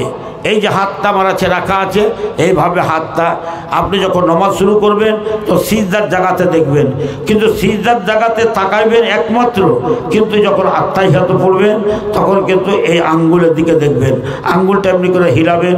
আত্তাহিয়াত, দুরূদ শরীফ, আল্লাহুম্মা ইন্নী জালামতু নাফসি, আল্লাহুম্মা ইন্নী আউযু বিকা মিন আযাবি জাহান্নাম, এই দোয়াগুলো পড়ার পরে যদি পারেন, আপনাকে বলছি এই সময় আপনি আরও দোয়া করতে পারেন। তো বিশেষ করে যারকে বাপ মা মরে গেছে, রব্বের হামুমা কামা রব্বায়ানি সগীরা, আমার মিতা ছিল মৌলানা মুজাম্মিল সাহেব, আপনাদের দেশের মানুষ। তো বিশ্বাস করবেন না, আল্লাহ আলাম, হয়তো আপনারা বলবেন ও ছেলের সামনে বলছে, যখন তখন রাতে মনে পড়ে তখন আমাকে যে কত ভালোবাসতেন, কত ভালোবাসতেন, ভাষায় প্রকাশ করতে পারবো না। যখন চাতরে বাড়ি ছিল, আমি মাদ্রাসার জেলে আগে উঠা চাই, আবার ওখান থেকে আসলে উঠা চাই, দেখা হলে দু মিতা বলে কতক্ষণ গল্প করতাম। তো মাঝে মধ্যে যখন মনে পড়ে তা আল্লাহকে একটা কথা বলি, আল্লাহ মাগফিরলি আখি মুজাম্মিল, আল্লাহ মাগফিরলি আখি শামসিজা। আমি বলবো আমার মাহবুল্লাহ আছে, বেটা যখনই তুমি নামাজ পড়বে দয়া করে এই দোয়াটা পড়িও বেটা, রব্বের হামুমা কামা রব্বায়ানি সগীরা, রব্বের হামুমা কামা রব্বায়ানি সগীরা, এই দোয়াটা পড়িও। আর একটা কথা কি, যদি পারো এই দোয়াটা পড়িও, আল্লাহুম্মা ইন্নী, আল্লাহুম্মা ইন্নী, আল্লাহুম্মা ইন্নী, আল্লাহুম্মা ইন্নী, আল্লাহুম্মা ইন্নী আউযু বিকা মিন আযাবি জাহান্নাম, আউযু বিকা মিন আযাবিল কবরি, আউযু বিকা মিন ফিতনাতিল মাসিহ দাজ্জাল, আউযু বিকা মিন ফিতনাতিল মাহইয়া ওয়াল মামাত, আল্লাহুম্মা ইন্নী আউযু বিকা মিনাল মাসামে ওয়াল মাগরাম। তারপরে রব্বের হামা কামা রব্বায়ানি সগীরা, রব্বের হামা কামা রব্বায়ানি সগীরা, রব্বের হামা কামা রব্বায়ানি সগীরা।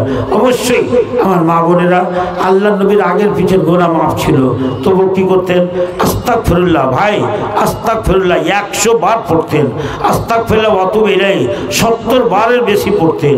আস্তাগফিরুল্লাহাল্লাযী, এই দোয়াটার কথা লিখেছে যে কেউ যদি যুদ্ধের মাঠ থেকে পালিয়ে যায় আল্লাহর গুনাহ মাফ করে না, কিন্তু কেউ যদি এই দোয়াটা পাঠ করে আল্লাহ তার গুনাহ মাফ করে। আস্তাগফিরুল্লাহাল্লাযী লা ইলাহা ইল্লা হুয়াল হাইয়ুল কাইয়্যুম আতুবু ইলাইহি।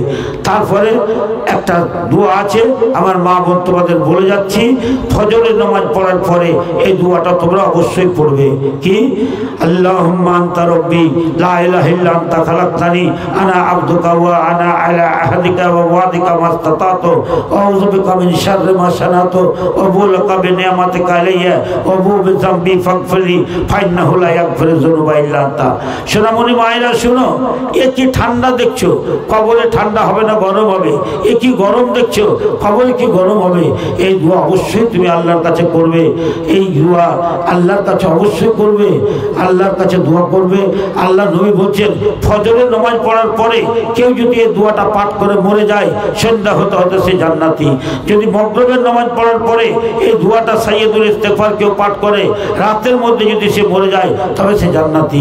আমি মনে করব যারা এই দোয়া জানে না তারা হতভাগা, যারা জানে তারা ভাগ্যবান, যারা জানে অথচ দোয়াটা পাঠ করে না তারা হতভাগা, যারা জানে এবং পাঠ করে তারা হলো ভাগ্যবান।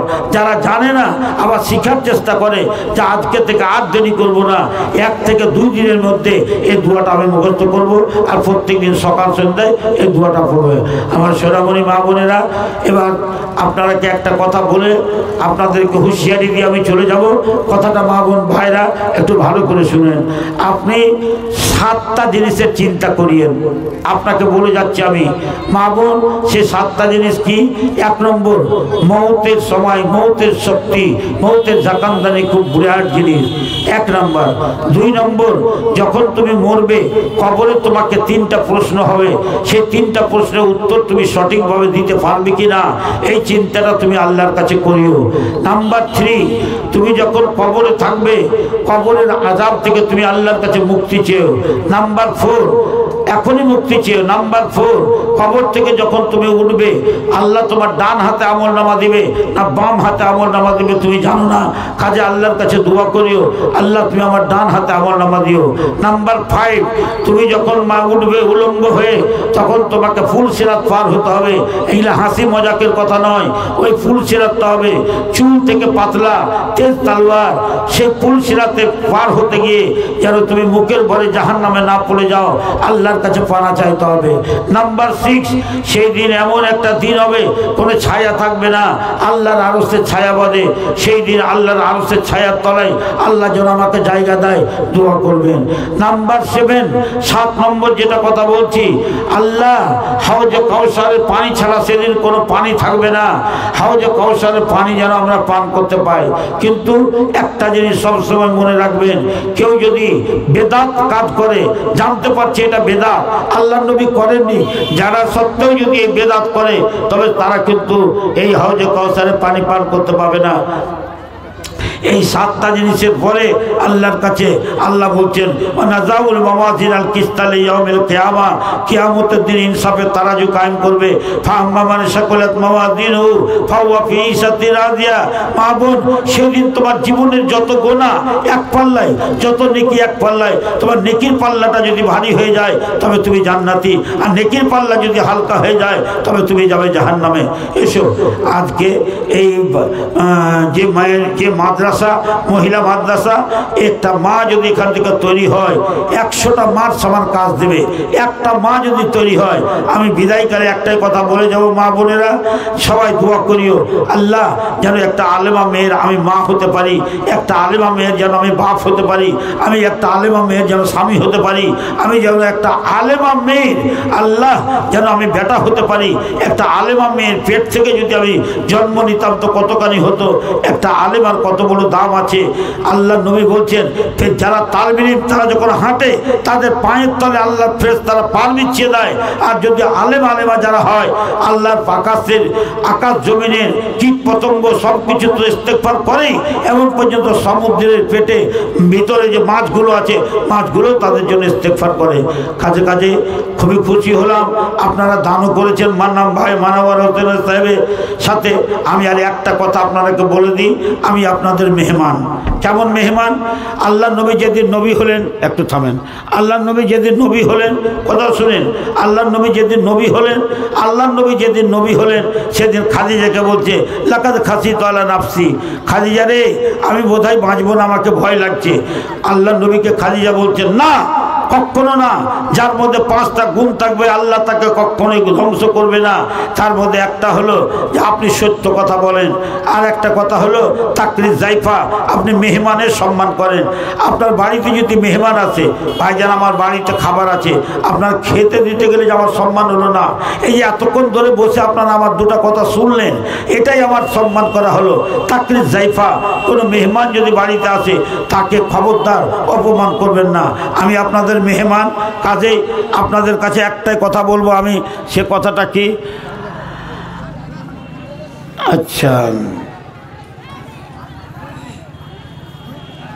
আচ্ছা এইগুলো বলছি, এগুলো সব পরে বসে বসে মাইকে বলার দরকার নেই, আলোচনা সাপেক্ষে আলোচনা করব। এবার যেটা কথা বলছি সে কথাটা ভালো করে শুনেন।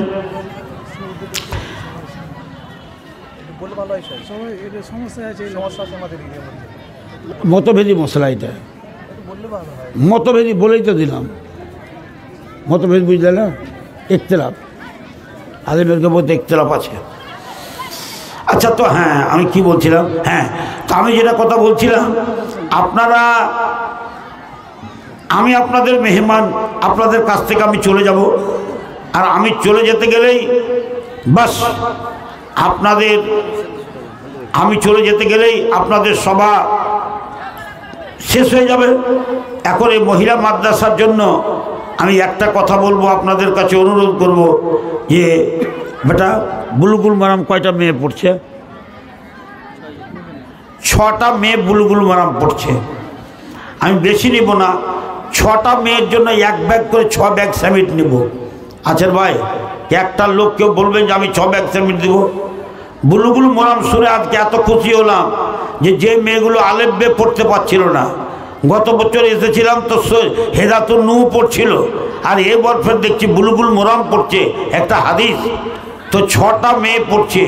তো দেখেন একটা 18 বছরের ছেলে যদি কোনো জায়গায় যায় তার জন্য চিন্তা থাকে না, খড়ের বাড়িতে থাকলেও থাকতে পারে, কিন্তু মেয়েরাকে একটু হেফাজতের সাথে রাখতে হয়। ইটের বাড়ি হতে গেলে মাটির গাড়া দিলে হবে না, সিমেন্টের গাড়া দিতে হয়। তা আছেন কেউ বলবে যে আমি 6 ব্যাগ সিমেন্ট দিব? আমার মা বোনদের মধ্যে কেউ আছে যে বলবে আমি 1 ব্যাগ সিমেন্ট দিব? আমি বেশি নয় 6টা ব্যাগের জন্য অনুরোধ করছি। আছেন ভাই কেউ? এই নিয়াতে দেন। এখন এমন সময় যে একবারে এই সময় আল্লাহর কাছে যেটা দোয়া করবেন আল্লাহ আপনার দোয়া কবুল করবে। আমি আল্লাহকে দোয়া করবো, আল্লাহ তোমার এই বান্দাবাদী আমাকে বেইজ্জত করেনি, 1 নম্বর। 2 নম্বর, তোমার এই বান্দাবাদী মা বাপকে স্মরণ করে দান করেছে, আল্লাহ তুমি তাকে, তার মা বাপকে, আল্লাহ তার ছেলে পেলেকে দুনিয়া আখিরাতে বেইজ্জত করিও না। আছেন ভাইজান? কেউ নাই? একটা ব্যাগ সিমেন্ট দিবেন এরকম ধরনের একটাও লোক নেই। আমি তো দেখলাম দান করে দিয়েছেন আপনারা, কিন্তু তবুও আমি চাচ্ছি, তার কারণ মহিলা মাদ্রাসা অনেকে একটা লোক মনে করে যে এইটা মাদ্রাসাতে দান করে লাভ কি। শুনেন, আল্লাহ কোরআনে বলছে তাআওয়ানু আলাল বিররি ওয়াত তাকওয়া ওয়ালা তাআওয়ানু আলাল ইসমি ওয়াল উদওয়ান। এখানে বলেন এটা সাকসি মাদ্রাসা, এটা গায়র সাকসি মাদ্রাসা, এটা কথা বলা নাই। আল্লাহ বলছে তাআওয়ানু আলাল বিররি ওয়াত তাকওয়া। আরে কেউ যদি ভালো কাজ করে তুমি তাকে সাহায্য করো, তুমি তাকে সাহায্য করো। ওয়ালা তাআওয়ানু আলাল ইসমি ওয়াল উদওয়ান। যদি কেউ গুনার কাজ করে তাকে সাহায্য করিও না। তা আপনাদের ভিতরে কেউ এমন একটাও লোক হলেন না যে আমি 1 ব্যাগ সিমেন্ট দেবো? একটা ব্যাগ সিমেন্টের জন্য, মায়ের জন্য, বাপের জন্য, নিজের জন্য, নিজের ছেলেপেলের জন্য, একটা আলেমা মেয়ের জন্য, আল্লাহ আলহামদুলিল্লাহ। তোমার নাম কি বাপু? হ্যাঁ, হে আল্লাহ তুমি সাক্ষী থাকো, আল্লাহ আমার আবুল কাসিম একটাই ছেলে আমাকে বেইজ্জত করেনি। আল্লাহ তুমি এই সোনাকে দুনিয়াতে আখিরাতে বেইজ্জত করিও না, তার মা বাপকে বেইজ্জত করো না। আল্লাহুম্মা সাল্লি আলাই, আল্লাহুম্মা বারিক আলাই। শুধু এটা প্রশ্ন উত্তর দিয়ে দিলে ভালো হয়, মানে আমাদের একটু কি হচ্ছে তো। কোনটা? এটা মানে আমাদের মাদানী ভাই বলেছেন বলে হারাম হয়ে গেছে। জাগিরের বাড়িতে যাওয়া কি হারাম? খাওয়া কি হারাম? মুতাল্লিব মাদানী বলেছেন হারাম বলেছেন। কোন প্রেক্ষাপটে বলেছে ওটা আগে শুনতে না, আসলে আগে পিছনে এটা মানে একটা মাদানী বলেছে হারাম, জাগির বাড়ি খাওয়া হারাম বলেছে। শুনেন, জাগিরের বাড়িতে খাওয়া হারাম যে কি প্রেক্ষাপটে বলেছে ওটা একটা কথা আছে। আর একটা কথা আছে যে বাড়িতে আল্লাহ রসুলের যুগে মেহমান আসতো। তো যেমন আজকাল তালবিলিমেরা মেহমান, একটা কথা শুনে, যেমন মেয়ে ছেলেরা, হ্যাঁ, যেমন জাগিরের বাড়িতে খাওয়া হারাম, বড় বড় ছেলে যাবে আর বহু বেটি সব কেউ থাকবে, এইগুলাকে সামনে রেখে যদি এরকম ধরনের বলে, কিন্তু পর্দা সিস্টেম বজায় রেখে যদি বেপর্দা না হয়ে, তো আল্লাহ রসুলের যুগে অনেক মেহমান এসছে, মেহমানরা তো বাড়তে খেয়েছে, মেহমানগুলো আল্লাহ রসুলের বাড়তে খায়নি। আল্লাহ রসুলের যুগে যে মেহমানগুলো হয়েছে, তো মেহমানগুলো কি করতেন, যেমন একটা হাদিসে আছে যে মেহমান খাচ্ছে আর মেজবানের মধ্যে আর স্ত্রীটা এসে ফিতাটাকে 4 টাকা নিভিয়ে দিলে, তো বাড়িতে খেয়েছিল। তো কাজে কাজে পর্দা সিস্টেম করে যদি খায় ঠিক, তবে পর্দা সিস্টেম করে খাওয়াটা ঠিক খেতে পারে, কিন্তু যদি পর্দা সিস্টেম করার ছেড়েও যদি ছেলেদেরকে যে টাকা, যে খাদ্যটি আমি বাড়িতে দিব খাওয়াবো সেটা না করে, যদি না রাহে বাস না বাজে বাসরি কোনোই চিন্তা থাকবে না, তাকে যদি কি করি মাদ্রাসা তোমার খরচটা দিয়ে দিই, ওখান থেকে পাকিয়া শুকিয়ে ছেলেটা পাবে, এতে লাভ হবে দুটা। 1 নম্বর সময় নষ্ট হবে না, 2 নম্বর বেপর্দারও কোনো প্রশ্ন থাকবে না।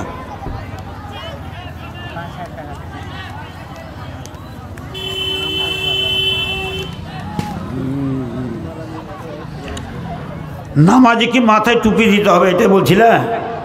হ্যাঁ, নামাজে টুপি দিতে হবে বলতে না দিলে নামাজ হবে না এটা কথা নয়। কত সব দিয়ে নেবে।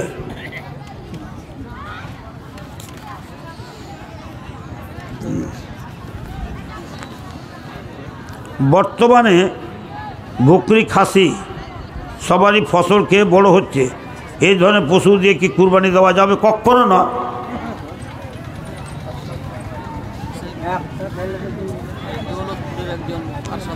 আচ্ছা শুনেন একটা আনন্দের খবর, যে এক ছেলে আমার, ও তো দিয়ে গেল 1 ব্যাগ সেমিন।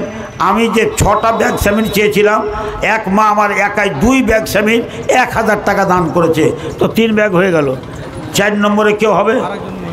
আর একজন মহিলা 1 ব্যাগ সেমিন দিয়েছে, 5 ব্যাগ হয়ে গেল। আর 6 নম্বরে কে হবে? আর একটা ব্যাগ হলে আমার 6টা বুলবুল মোরাম হয়ে গেল। আমি 6টা মেয়ে যে পড়ছে, ইনশাল্লাহ আগামী বছর এদেরকে মিসকাত পড়া